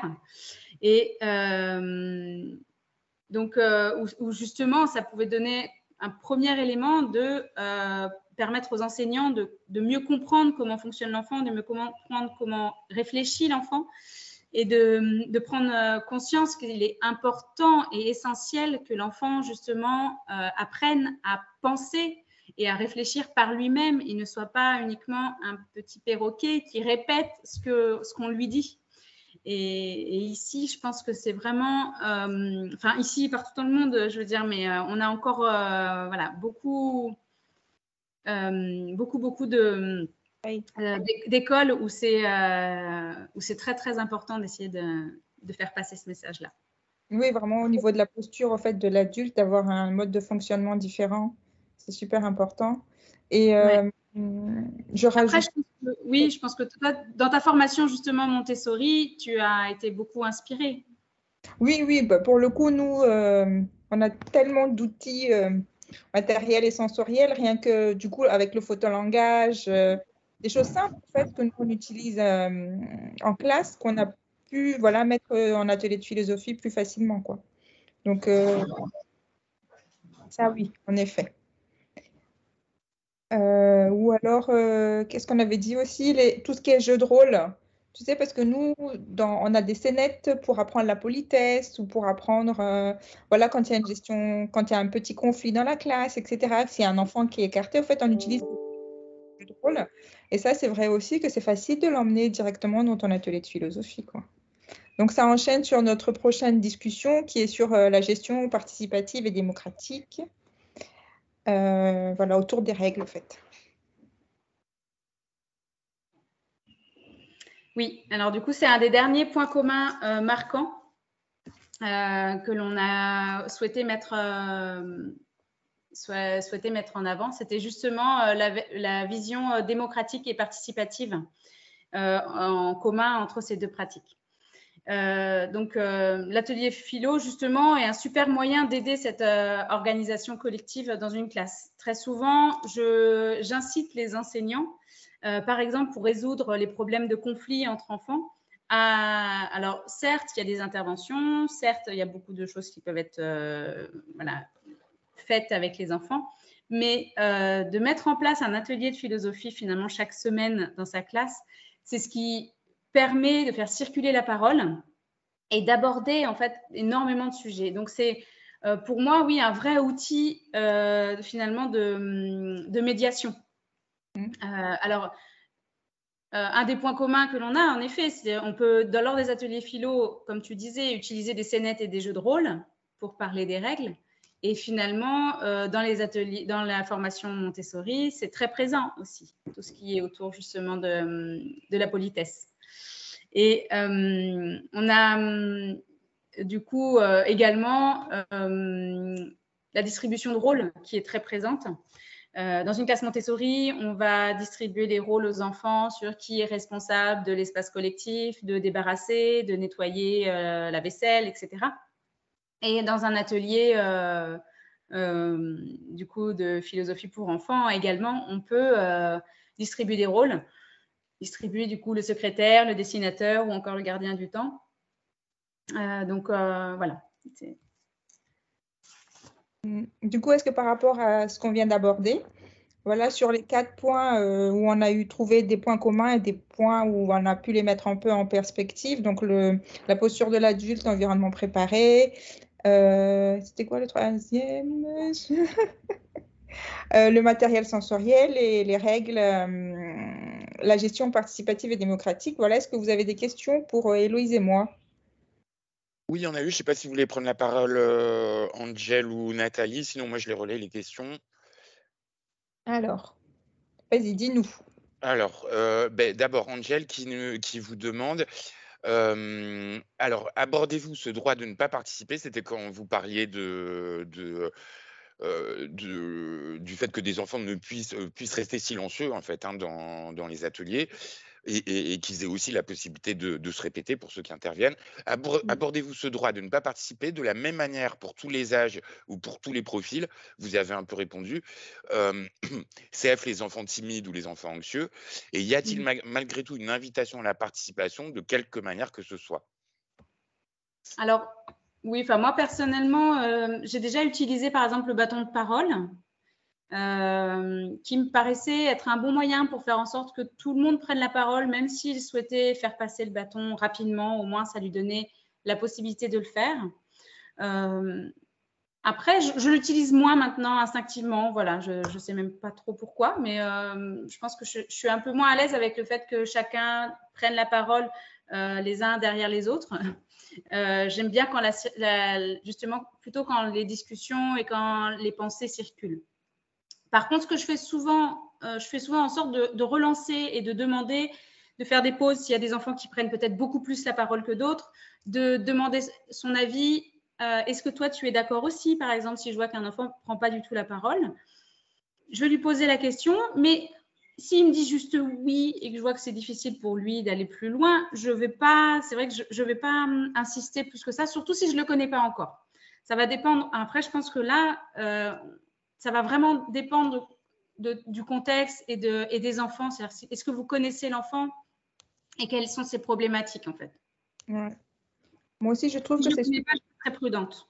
ouais. Moi, je suis super important de dire, voilà, il y a toujours un ou deux enfants en fait qui vont pas parler, mais qui intègrent beaucoup et qui vont peut-être parler au bout de la quatrième séance. Mais c'est vrai que si on leur pose souvent la question, et toi, qu'est-ce que tu en penses? Et toi, qu'est-ce que tu en penses? Trop souvent, en fait, il va se braquer. Donc, c'est vrai que c'est un juste milieu à trouver, mais au fur et à mesure de la pratique, on le sent et puis ça arrive petit à petit. Mais c'est vrai que c'est quand même souvent le lieu d'un, voilà, c'est un espace intime, l'atelier de philosophie, parce qu'on on offre de qui nous sommes, et les enfants n'ont pas toujours l'habitude. Et parfois, les enfants, même entre eux, ont tendance, par exemple, à un des derniers ateliers que j'ai fait, j'ai une petite qui a dit, oui, moi, mon papa, il est on parlait d'addiction, justement, d'addiction aux écrans, et d'un coup, elle dit, oui, mon papa, il est alcoolique, il est dans l'addiction. Et là, il y a un enfant qui a dit, non, mais ça se dit pas, faut pas le dire.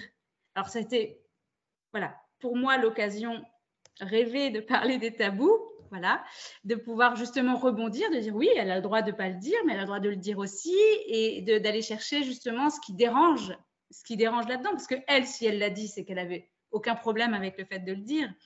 Donc, mais c'est vrai en fait, on n'a aucune généralité. Et ce qu'on se rend compte lorsqu'on pratique dans l'animation d'ateliers de philosophie, c'est qu'en fait, il faut surtout arrêter de se mettre, d'avoir peur, de se mettre des barrières ou de chercher à répondre à tous les objectifs qu'on a pu apprendre en formation ou à toutes les vidéos ou à toutes ces choses qui font que il va falloir que j'apprenne à relancer. Oui, mais ça veut dire quoi déjà conceptualiser? Et puis, des fois, on se met une pression qui fait que je pense qu'il faut apprendre à être soi déjà avec les enfants. Et à partir du moment où on a confiance en eux, voilà, la parole circule. Et je pense que c'est ça qui est déjà le plus important. Du coup, il y a un point commun là, Héloïse. Avoir confiance en l'enfant entre la pédagogie Montessori et les ateliers de philo, c'est aussi un point commun. Oui. Ouais. Alors, c'est justement le sens de la question de Nathalie. Outre les points communs, qui demande une grande différence ne réside-t-elle pas dans la centration sur soi en atelier Montessori et la décentration et les interactions avec les autres pour réfléchir ensemble en atelier de philosophie? Enfin, est-ce que vous le percevez comme ça, vous aussi? Enzo, tu veux prendre la parole? J'ai pas compris la question. En fait, est-ce que vous pensez qu'il y a une différence entre la définition de Nathalie qui dirait qu'il y a une centration sur soi en atelier Montessori, enfin, on est centré, Oui. on est centré sur l'enfant, alors que dans l'atelier de philo, on essaie justement de le décentrer et de le faire interagir avec les autres. Oui, c'est ce qu'on avait déjà dit ensemble, Fensou. C'est que finalement, on était beaucoup sur… en effet, dans une classe, on va favoriser plutôt les activités individuelles ou l'interaction entre l'adulte et l'enfant de façon individuelle. Mais en fait, dans une classe Montessori, c'est extrêmement collectif. C'est souvent ce que l'on croit. C'est-à-dire qu'on croit que la pédagogie, c'est l'enfant seul avec son activité. Sauf que quand on vit dans une classe Montessori, c'est l'enfant toujours avec les autres. Je peux vous dire qu'un enfant reste très peu seul. Enfin, il va rester seul sur une activité, peut-être concentrée pendant 10 minutes, 20 minutes. Mais en fait, il y a un autre enfant qui va venir interagir avec lui rapidement. Et quand il va se lever, il va interagir avec d'autres. Et c'est des classes dans lesquelles ils sont beaucoup plus en interaction avec les autres que dans un groupe d'enfants qui font exactement la même activité en même temps. C'est-à-dire que c'est souvent justement dans le fait d'avoir des étagères qui sont des fois un peu vides, où il manque des activités, où les enfants vont devoir traîner, demander l'avis à un autre enfant, et donc ils vont interagir et demander de l'aide aux autres. Dans la pédagogie Montessori, on incite énormément à ce que l'enfant soit capable de demander de l'aide, et pas qu'à l'adulte, mais justement à demander de l'aide aux autres enfants. Donc oui, je dirais de façon théorique et un peu cliché, c'est vrai que souvent on dit que la pédagogie Montessori est centrée sur l'enfant, sur lui-même, et que dans l'atelier, mais pour moi l'atelier de philosophie aussi est centré, parce que je pense qu'on apprend avant tout à se connaître soi-même. Donc oui, on apprend à écouter les autres, évidemment, à dialoguer avec les autres, mais on apprend aussi, et pour moi c'est aussi important, justement, à apprendre à changer d'avis, par exemple. Ça, c'est souvent un truc que je dis aux enfants. Je dis, mais vous savez, vous avez le droit de changer d'avis, hein. Au contraire, il n'y a que les bêtes qui ne changent pas d'avis. D'accord? Donc, on a le droit de penser un truc au début, et puis finalement de dire, ah ben non, mais finalement, je ne suis plus d'accord avec ce que je pensais au début. Et ça, c'est être intelligent, c'est faire preuve d'intelligence et de pouvoir justement être capable de changer d'avis. Ça ne veut pas dire être d'accord avec tout le monde tout le temps, mais c'est justement être capable d'avoir sa propre… de développer sa propre pensée et ses propres valeurs qui sont propres à nous-mêmes. Voilà, donc je ne sais pas si j'ai vraiment répondu à la question. Moi, j'ai tendance toujours à faire un peu l'avocat du diable, c'est-à-dire qu'il y a toujours du oui et du non dans mes réponses. Je suis désolée. Non, mais c'est très juste, parce qu'il y a à la fois des moments d'intimité et d'interaction dans la classe Montessori et dans l'atelier philo. Moi, je suis d'accord avec vous, Héloïse. Si vous voulez poser d'autres questions, d'accord, Nathalie aussi vous remercie. N'hésitez pas à lever la main, hein, si vous voulez poser des questions. Il y aura encore un dernier temps de questions avant la fin, mais on peut en prendre. Du coup, est-ce qu'on a les 6 personnes qui veulent bien faire… Ah oui, parce qu'on arrive, donc là, est-ce qu'il faut que les personnes ouvrent leur caméra, c'est mieux ou oui? Alors, elles ont le droit de rester… Oui, alors, caméra, en tout cas, le son, oui. En tout cas, le son. Donc, comme elles veulent. Tant qu'à faire les caméras, tant qu'à faire, on peut… Donc, je ne sais pas s'il y a 6 volontaires qui veulent bien jouer au sac à histoire. Je vais vous présenter le sac à histoire en attendant, pendant que voilà, pour vous justement pour vous montrer ce qu'on attend de vous. Alors le sac à histoire, du coup, c'est une petite pochette où on demande en fait aux enfants de raconter une histoire et de piocher les uns après les autres un petit galet sur lequel il se trouve voilà, des petites images que l'on va vous passer bien mieux hein, que ce que vous voyez là. Mais donc vous aurez différentes images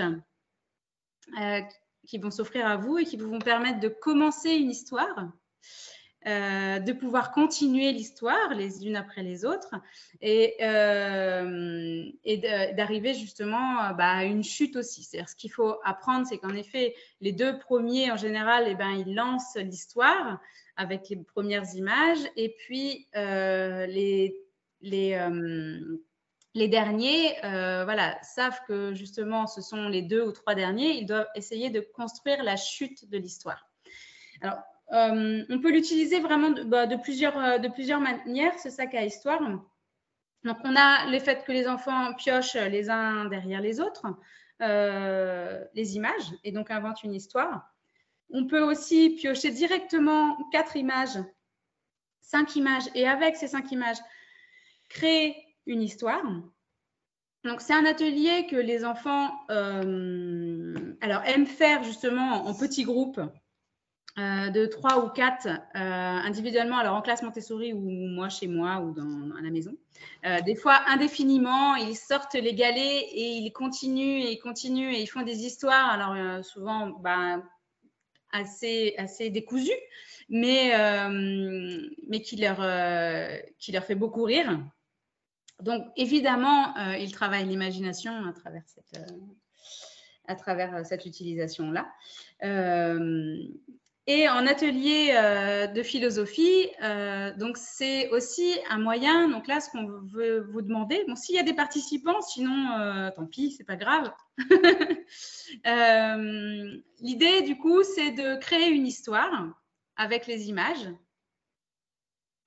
Et à la fin de cette histoire, demander aux participants ou même à toutes les personnes qui assistent justement à cette intervention, de proposer une question philosophique en lien avec l'histoire qu'ils auront inventée.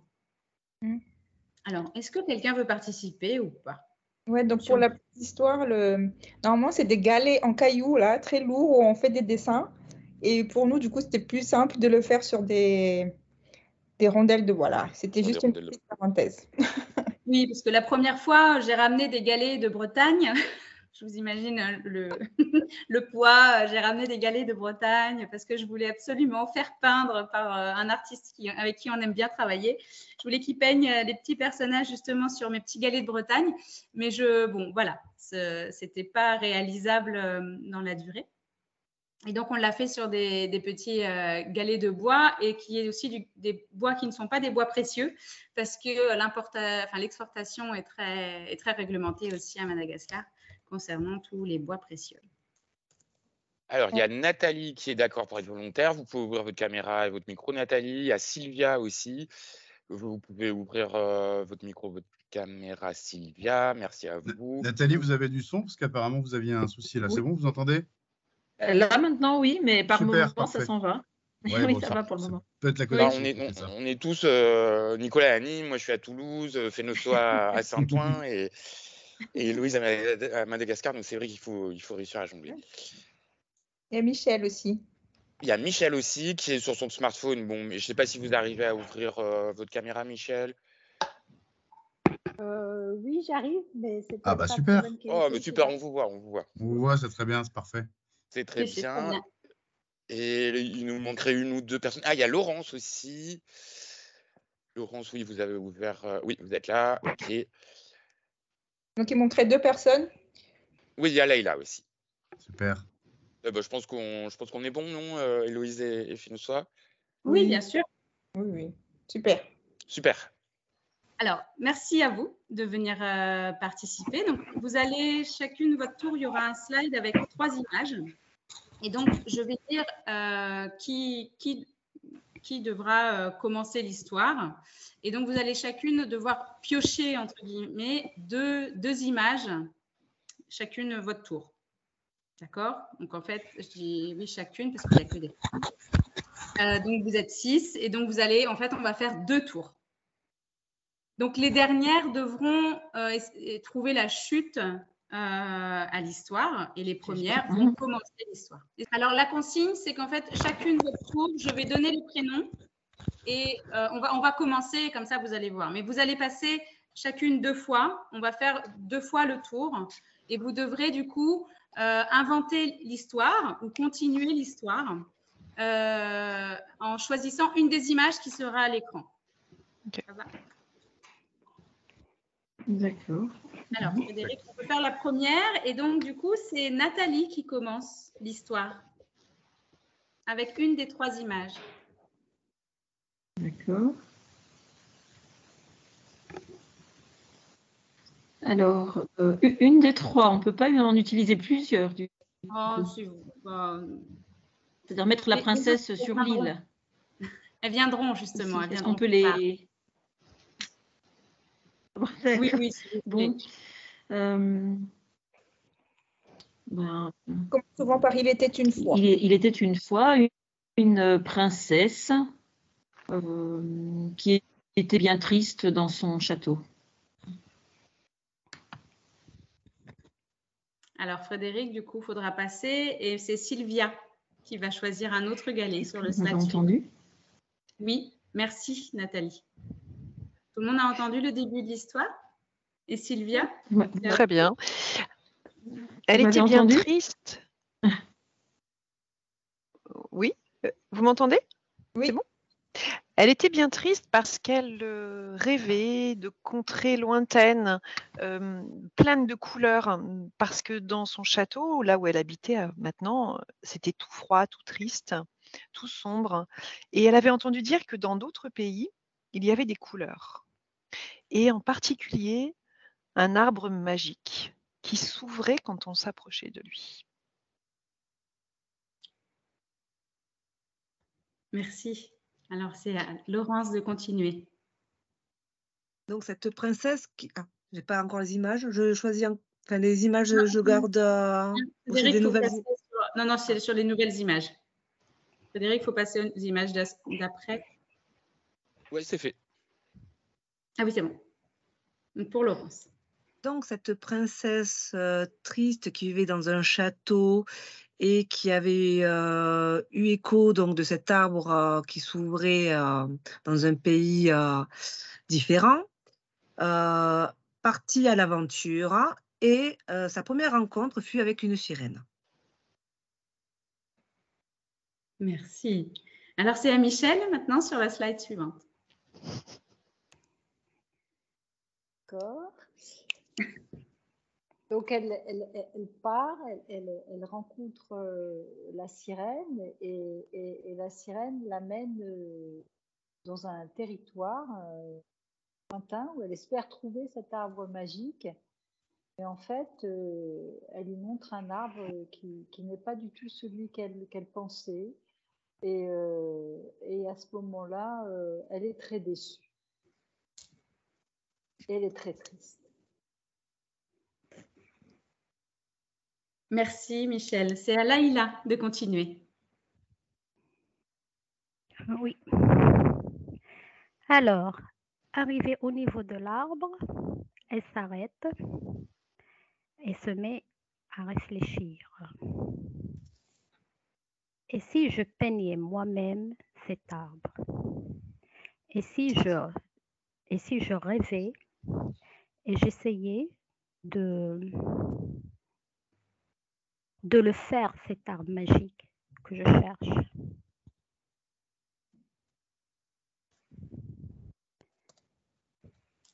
Merci, Laïla. À toi, Fensou.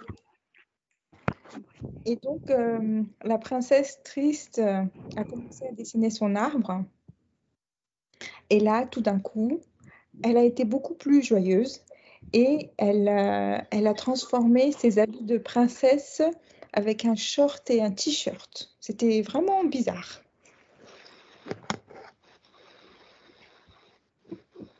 C'est fini. Merci, Fensou. Alors, c'est à nouveau à Nathalie de continuer l'histoire. Faut ouvrir votre micro, Nathalie.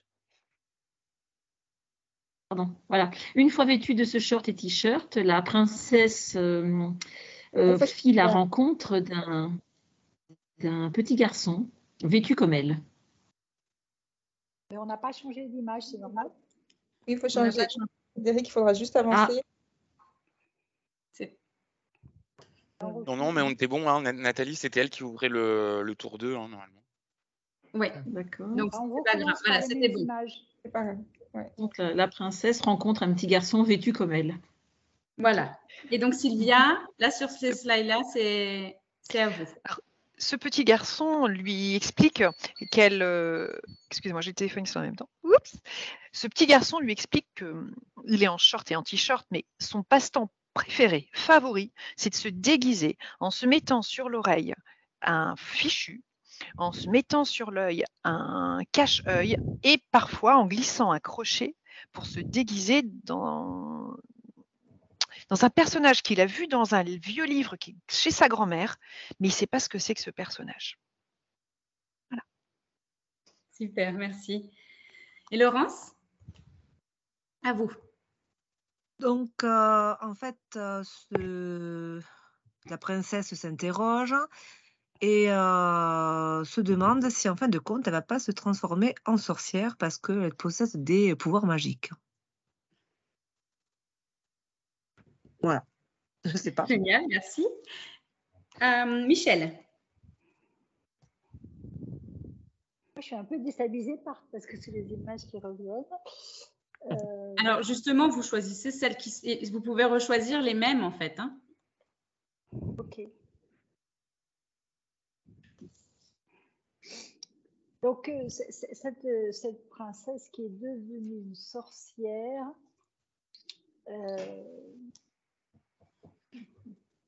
eh ben, elle va finalement, grâce à son balai magique sur lequel elle est juchée, pouvoir découvrir l'arbre que cherchait initialement la princesse. Cet arbre à pain dont elle rêvait, déguisée en sorcière, elle va enfin pouvoir l'atteindre. Merci. Leïla, il va falloir commencer à réfléchir à la chute de l'histoire. C'est pas la tâche la plus simple.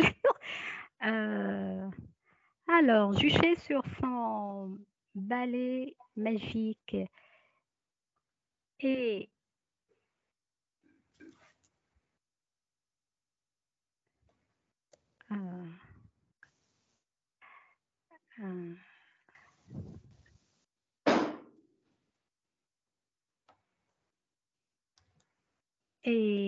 en lançant un abracadabra, elle se retrouve sur une île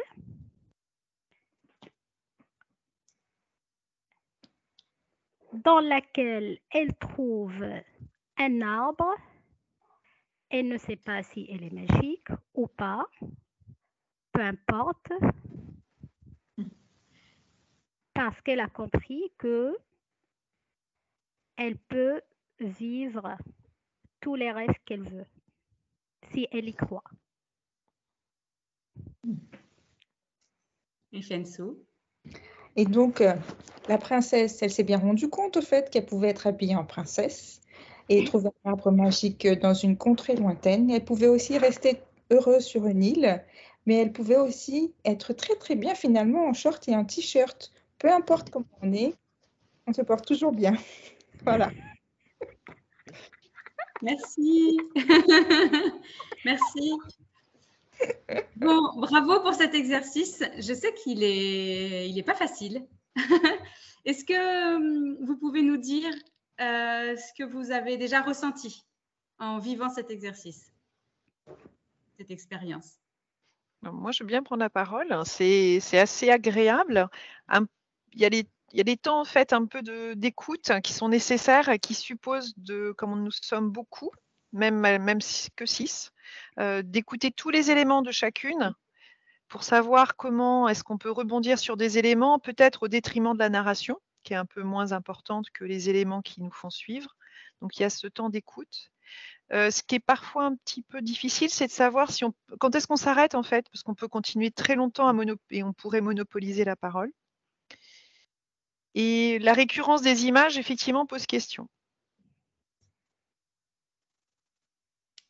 Sinon, si je peux intervenir, moi, je trouve que le gros point commun avec un atelier philo, c'est qu'on est vraiment obligé de faire attention à ce que disent les autres si on veut que l'histoire soit cohérente. Parce que sinon, effectivement, ça pourrait s'éparpiller et puis c'est plus une histoire unifiée. Du coup, voilà, si on veut rebondir et dire si on est d'accord ou pas d'accord, argumenter à partir des propos des autres, ben là, le fait d'inventer l'histoire ensemble, c'est comme réfléchir dans un atelier philo ensemble. Il y a un gros point commun entre cette invention d'histoire et ce qui se passe dans l'écoute entre les uns les autres dans un atelier philo. Oui, tout à fait. Oui. Je rebondirai après, hein, je laisse tout le monde prendre la parole. Oui, Leïla. Alors moi, ce que j'ai adoré, c'est le fait de ne pas savoir, a priori, ce que chacun va dire nécessairement, et donc ne pas savoir dans quel sens l'histoire va aller. Et puis moi, j'étais particulièrement attentive, j'ai envie de dire, à dénicher un peu peut-être le registre culturel, parce que je crois que nous sommes en moins de 3 pays différents. Et je ne sais pas, il y a une partie de moi qui essayait un peu de détecter ce que cette diff et ce registre culturel, comment il allait se déployer dans la narration. Et je crois que je l'ai vu à l'œuvre. Je ne sais pas si vous l'avez vu, mais moi, je l'ai vu à l'œuvre en tout cas. Et j'ai adoré. Oui. Merci. Merci beaucoup.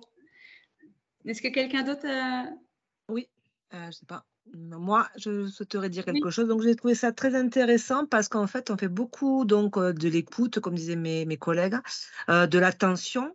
Et en fait, c'est très intéressant parce que c'est très court, mais ça permet, si je pense que cet exercice est fait régulièrement, enfin, vous allez me dire si c'est le cas ou pas. Notamment, enfin, moi, je suis en collège, donc du coup, peut-être que c'est différent à l'école maternelle ou en crèche. C'est qu'en fait, peut-être que si on fait cet exercice régulièrement, l'attention des élèves va être beaucoup plus importante.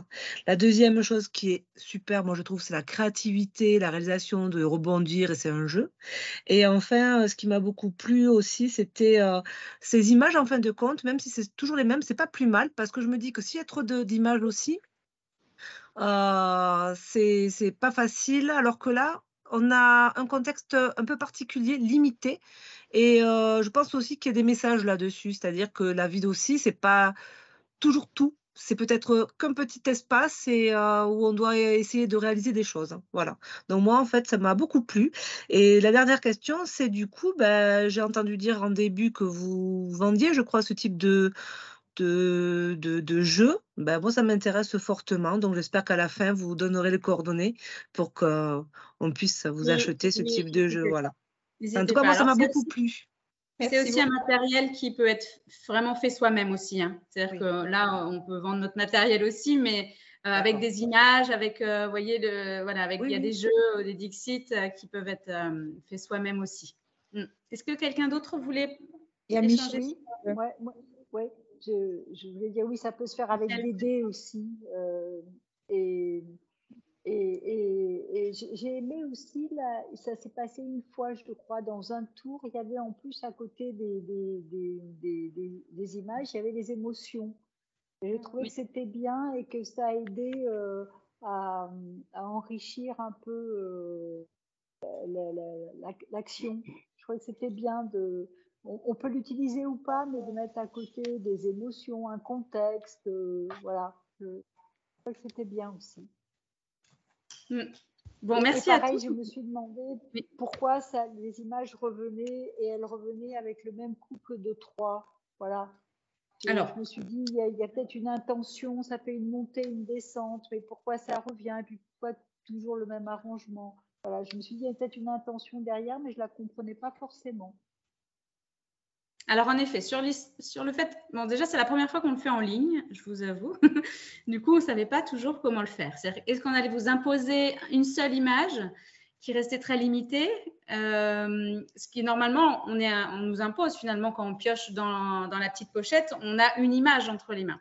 Mais parfois, moi, j'autorise les enfants, surtout quand ils sont tout petits, d'en piocher une deuxième. S'ils n'y arrivent vraiment pas avec cette image-là, de la remettre dedans et de réessayer une autre fois. Parce que c'est vrai que il y a des fois de la brosse à cheveux, parfois, elle n'arrive pas du tout au bon moment, quoi. Et ça peut vraiment être compliqué pour l'enfant.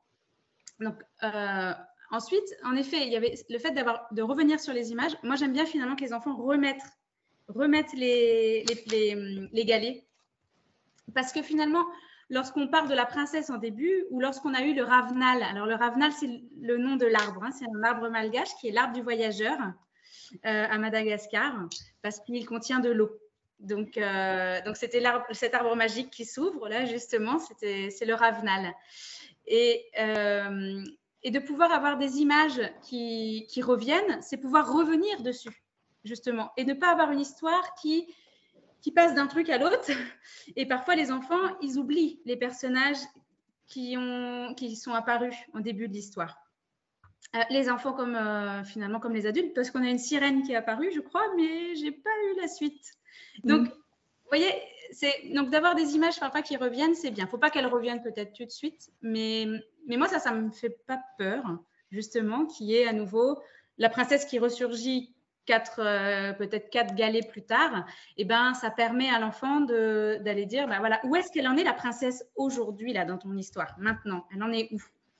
Elle est toujours là, mais justement, comment elle se sent? Parce que, alors, les émotions, justement, on a ajouté aussi ça, les emojis, parce que ça nous permet de parler des émotions avec les enfants. Et justement, alors moi j'aime bien parce que du coup, vous avez tout de suite commencé, Nathalie a tout de suite commencé à dire que la princesse était triste. Donc, elle a tout de suite commencé avec une émotion. Mais voilà, c'est vrai que c'est un moyen pour nous aussi d'aborder les émotions. Alors, qu'est-ce que je voulais dire aussi? Alors, oui, le fait d'avoir… donc, en effet, c'est une pratique qui demande certains réflexes, comme la pratique d'atelier de philosophie. Les réflexes, c'est un travail justement intellectuel, le travail de l'esprit, en fait, et d'imaginaire.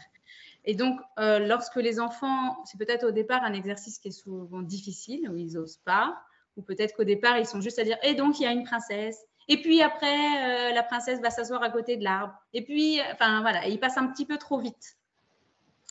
En général, ils ne sont pas trop longs. Justement, ils vont trop vite d'une image à l'autre. Ils font juste une phrase avec… Donc souvent, moi, je leur dis, non, avec une image, il faut faire 2-3 phrases. Il faut imaginer tout ce qu'il y a autour de l'image. Et on a le droit d'inventer autour. C'est-à-dire que même si le dragon n'était pas apparu, on a le droit de faire apparaître un dragon, en fait. Je veux dire, on n'est pas limité lorsque nous intervenons. Par contre, il faut garder le fil de l'histoire.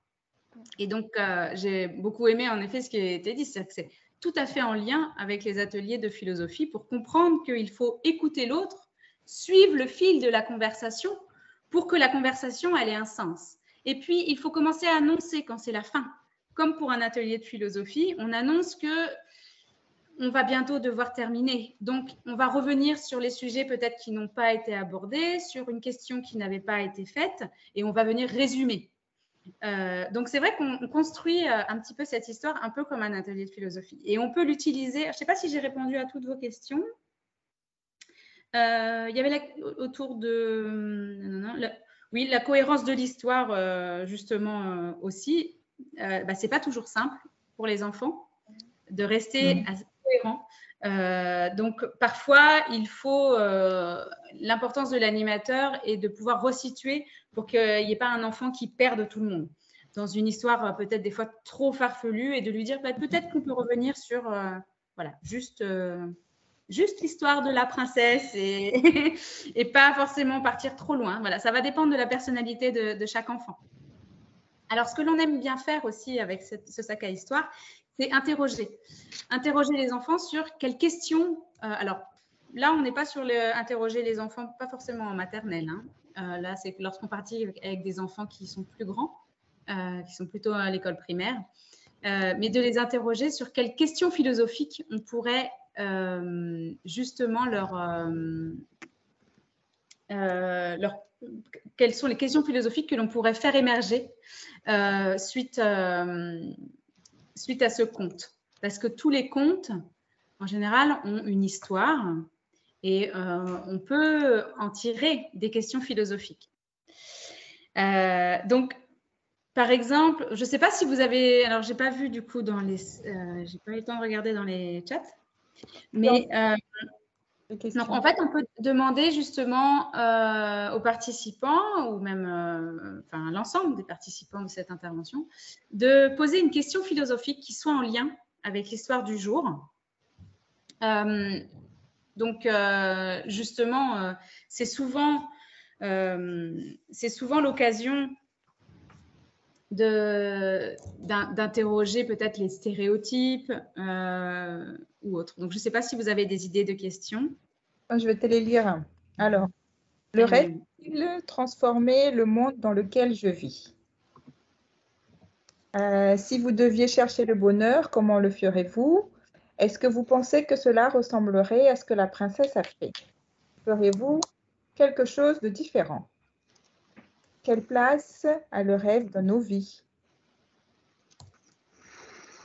Ouais. Comment éviter la tristesse? Ouais.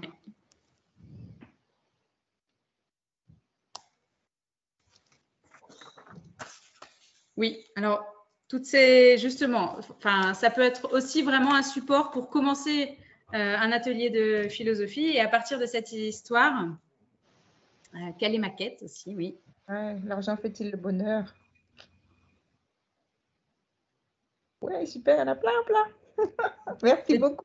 Se déguiser pour être soi-même. Est-ce que la tristesse peut nous mettre en action? Tout à fait, c'est-à-dire justement, est-ce qu'elle a un rôle? L'apparence dit-elle quelque chose de qui nous sommes? Alors, souvent dans les contes, hein, on est vraiment dans les stéréotypes, justement, donc là, la sorcière, la princesse avec la belle robe, etc. On est maître de sa propre vie, l'importance des apparences. Et c'est des super sujets qu'on peut aborder en atelier de philo qu'on ne va pas faire aujourd'hui, mais voilà, ça peut faire émerger tellement de questions. Et voilà. Et c'est ludique. Bon, merci. Voilà, merci à tous pour cette participation. On peut justement apprendre et interroger les contes à travers les stéréotypes ou des fois, pourquoi la princesse a toujours besoin d'un prince ou pourquoi la sorcière est-elle toujours méchante, etc. Et Voilà. les enfants ont souvent beaucoup de choses à interroger, beaucoup de questions là-dessus. En tout cas, merci beaucoup d'avoir passé ce moment avec nous. Donc là, on passe sur la partie échange sur notre pratique à Madagascar. Donc, le premier, c'est sur la formation d'enseignants. Donc, moi, j'ai été formée par Chiara Pastorini, qui était en ligne en France, et Héloïse Petitbon, qui est, donc Héloïse, hein, qui est coordinatrice ici à Madagascar. Donc, ça, c'était la première formation qu'on a eue, nous, en tout cas, ici à Mada. Et au fait, sur le terrain, on a compris que les enseignants de primaire, par exemple, avaient besoin de beaucoup d'accompagnement. Donc, il y a eu, en effet, la formation en ligne, mais sur Mada, on a rajouté des pratiques d'animation, des créations de fiches pour que, du coup, ça complète la formation qu'on avait en ligne. Et ça, c'était vraiment un aide supplémentaire. Voilà, donc on a créé cette formation, donc c'était une formation en ligne avec Chiara Pastorini, comme ce qu'elle fait déjà, vous avez déjà dû voir. Et donc, ce qui était pour nous très important, c'était, je veux bien le slide d'avant, Frédéric, qui est passé trop vite. Merci. Et c'était très important d'accompagner en fait les enseignants. Donc, c'était pour des enseignants de Vatsou, les enseignants d'école publique et d'école privée, d'école en brousse, comme on dit ici, d'une école privée, mais de la campagne, pardon, et des animateurs de l'Alliance française. Donc, on avait vraiment une équipe très, très, très diversifiée qui venait de plein de… Voilà, comme je disais tout à l'heure, on avait même un prof de philosophie pour le lycée, des étudiants en philosophie, des éducateurs Montessori, etc. Donc, ce qui a été tout de suite très important, c'était que moi, j'ajoute des choses à la formation en ligne qui avait été faite avec Chiara, que vous verrez quelques extraits tout à l'heure dans une vidéo. Donc, d'abord, c'était justement la pratique. Donc, faire en sorte qu'il y ait encore plus de pratique que juste la partie en ligne. C'était justement de faire en sorte qu'il y ait une pratique entre eux. Et donc, je les ai amenés à préparer chacun des ateliers et à animer chacun des ateliers. Justement entre eux, entre adultes, ce qui nous a permis en plus à la fin de ressortir avec un fichier avec quand même une vingtaine de thèmes, avec du coup des questions de relance, des idées voilà, pour pouvoir englober le sujet, des idées d'activité aussi qui étaient pour chacun des sujets. Ça les a aussi vraiment rassurés de repartir avec un petit fascicule en disant, bon voilà, tous ces ateliers-là, je les ai déjà vus, soit animés, soit vus animés. Donc, du coup, voilà, ils se sentaient un peu plus confiants.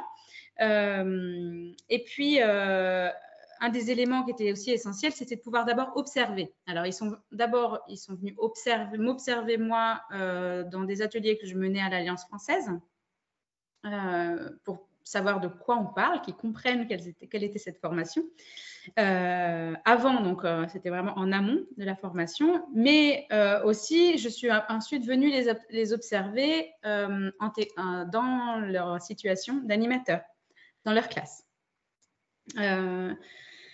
Donc, justement, enfin, voilà, c'est vrai que pour conclure, l'accompagnement, ici, il est essentiel par rapport à les formations en ligne que l'on peut avoir, qui sont de plus en plus de qualité et très complètes, mais on a eu besoin, on a eu quelques petites pépites, quoi. C'est vrai que d'être au contact réel et d'avoir des enseignants qui avaient pris mot pour mot, justement, et qui avaient du mal, malgré la formation, qui avaient du mal à comprendre que, non, que la philosophie, ça ne permettait pas de faire passer des messages moraux un peu en force dans la tête des enfants, en fait, que ce n'était pas du tout l'objectif. Et donc, pour certains enseignants du public ou du privé, c'était très, très compliqué. Et ça a été vraiment cette histoire de posture qui était très, très compliquée pour eux de remettre en question.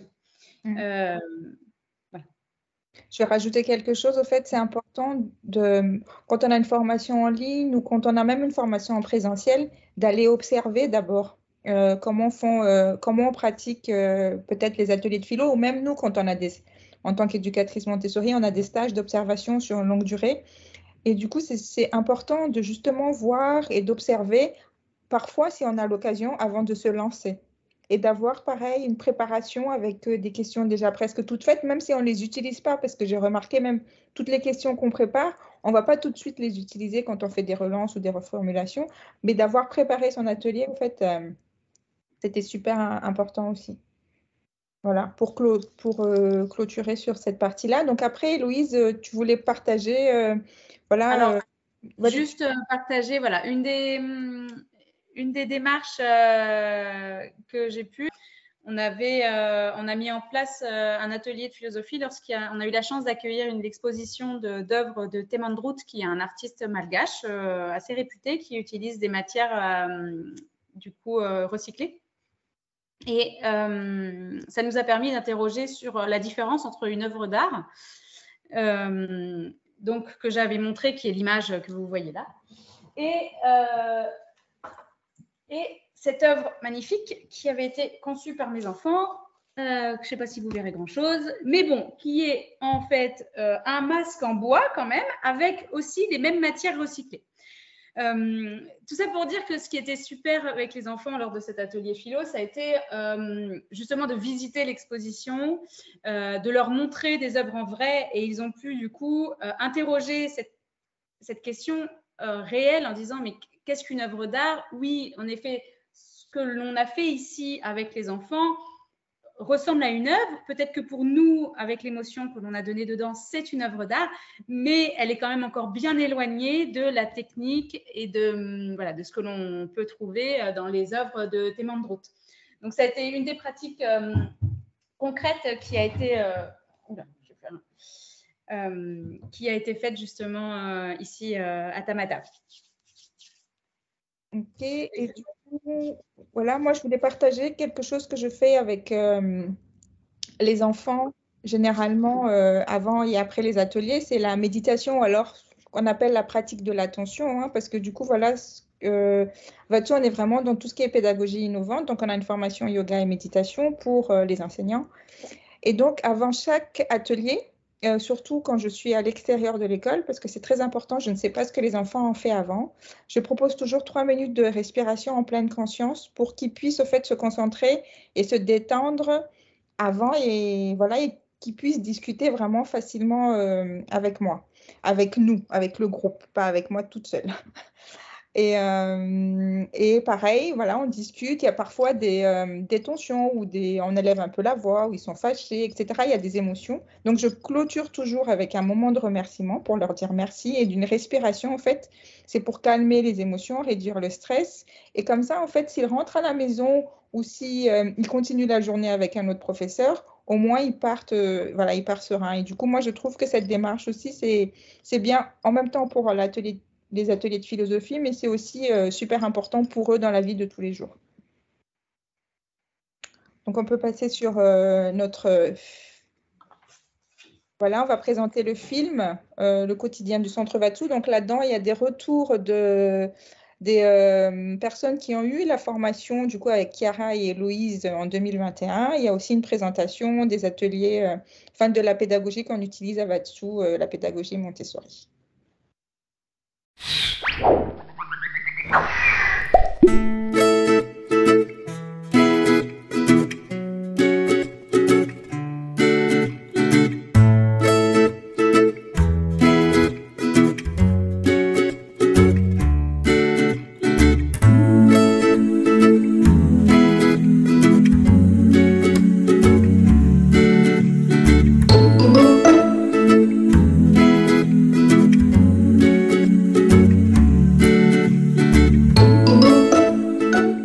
Bonjour à tous, je m'appelle Razaf Nouelmina et je suis éducatrice dans l'école Vatsou Montessori. J'arrive à 7 h le matin, je prépare l'ambiance pour les enfants. Après, j'accueille les enfants à partir de 8 h jusqu'à 8 h 30 et on commence l'activité jusqu'à 9 h 30. À 9 h 30, on sort pour manger le goûter et ensuite on sort pour la récréation vers 10 h. Et on revient en salle 10 h 30 et on termine à 11 h 30. Aujourd'hui, on a appris aux enfants comment faire des jus d'orange avec les oranges, comme c'est le moment des oranges. Cette activité avait pour but, en fait, de faire travailler la motricité fine pour renforcer les doigts, mais aussi pour l'autonomie de l'enfant, pour savoir qu'il est capable lui aussi de préparer lui-même son jus d'orange.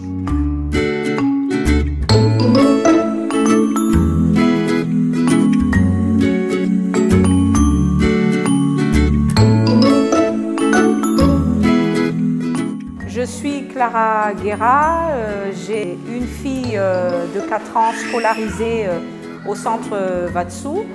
En tant que parent, j'essaye de participer aux activités que propose l'école, entre autres les activités sorties piscine, sorties pompiers, ferme, ranch Masteva, etc.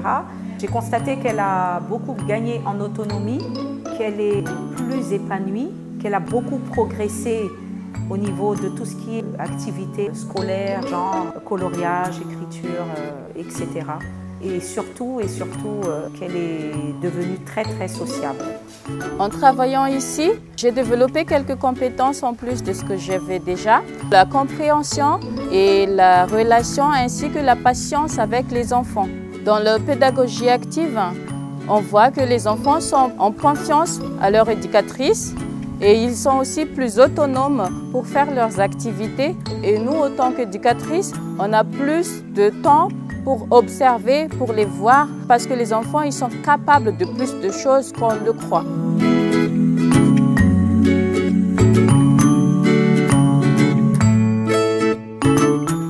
Je m'appelle Carole Mangalaz et voici ma fille Tessa. L'atelier danse mère-enfant se déroule sur une période d'1 heure de temps. Et il y a plusieurs exercices qu'on fait avec notre enfant. Notamment, tout se passe généralement en miroir, de manière à ce qu'il y ait une interaction et des échanges entre la maman ou le parent et l'enfant.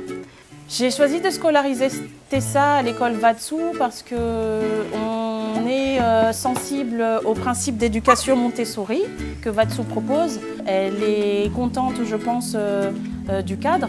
Elle apprécie ses copines, elle apprécie les éducatrices, elle apprécie l'environnement. Bonjour, c'est monsieur. Pas trop, mais oui, j'aime bien quand même.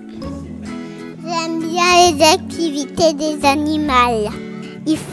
Les animaux qui font peur, ils me font peur, mais les dinosaures, ça me fait pas peur, les dinosaures de méchants.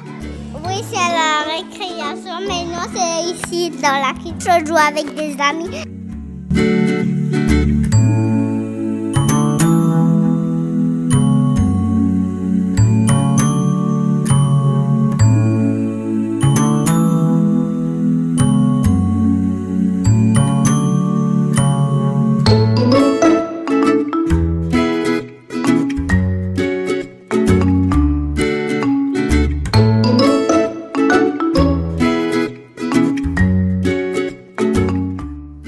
m'appelle Julien Piti.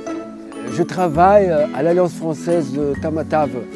Je suis professeur en français langue étrangère. À ce qui concerne la formation atelier philo, à l'école donc on n'apprend pas la philosophie aux enfants, mais uniquement aux adultes. Hein.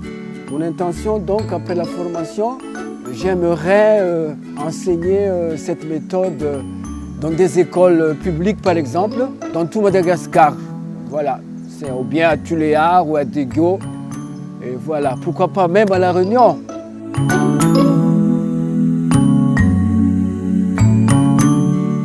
nom c'est Aboudali Djafar, je suis enseignant en philosophie au lycée de la congrégation chinoise qui se trouve à Tamatave.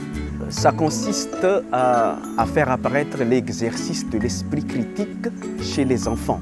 Je pense pouvoir l'animer à Tamatave d'abord et puis on verra par la suite si dans d'autres régions de Madagascar. Je m'appelle Rassoula Manana Tantel, je suis éducatrice en petite section à l'école Vatsu Montessori Madagascar. Alors la formation en atelier philosophique consiste à permettre aux enfants de s'exprimer, d'exprimer leurs idées, de discuter avec eux de la conception qu'ils ont sur un thème. Pour des enfants, le fait de participer à un atelier philosophique permet de valoriser sa parole, valoriser ses pensées et surtout de s'affirmer en tant que personne auprès des autres camarades.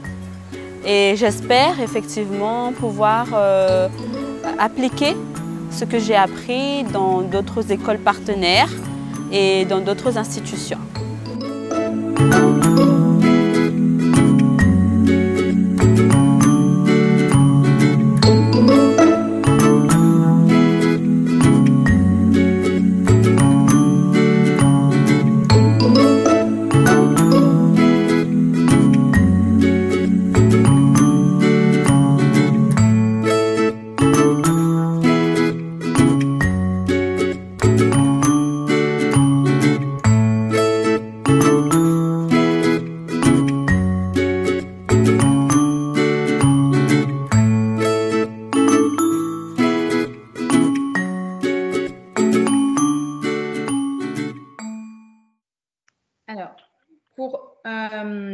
Pour commencer, enfin voilà, la conclusion, donc ce qu'on vous disait au début, c'est qu'on a choisi de faire focus particulièrement sur la pédagogie Montessori, mais finalement, les points communs entre la pratique d'ateliers de philosophie et d'autres pédagogies et pourraient vraiment aussi être mises en avant. Je sais que par exemple, j'anime des ateliers des bâtisseurs des possibles. Je ne sais pas si vous connaissez, c'est une démarche pédagogique de projet.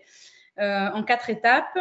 C'est un réseau international qui s'appelle Design for Change et Bâtisseurs des possibles en France, qui permet justement aux enfants de les rendre acteurs de projets. Et je sais que ma pratique d'animateur de philosophie pour enfants est aussi très, très présente lors de ces ateliers des bâtisseurs. Pardon. Nous avons aussi la pédagogie par le jeu. On en a parlé un petit peu par les activités, mais on a les jeux de Chiara Pastorini, Qu'est-ce qu'un humain, ou le jeu Dixit, hein, qui est un peu sur le même fonctionnement que le sac à histoire, qui peut ressembler aussi, qui fait travailler l'imagination. Donc, pour conclure, voilà, on a pour nous la philosophie, les ateliers de philosophie, c'est une pédagogie de la question plutôt qu'une pédagogie de la réponse, d'accord ? Et la pédagogie Montessori est une pédagogie justement de l'expérience plutôt que de l'objectif final. Donc, Tensu, je te laisse conclure. Voilà, je vais juste lire. Hein. Donc, en combinant la pédagogie Montessori avec les ateliers de philosophie, les enfants ils peuvent développer leur capacité à réfléchir de manière critique et créative tout en acquérant une connaissance approfondie du monde qui les entoure.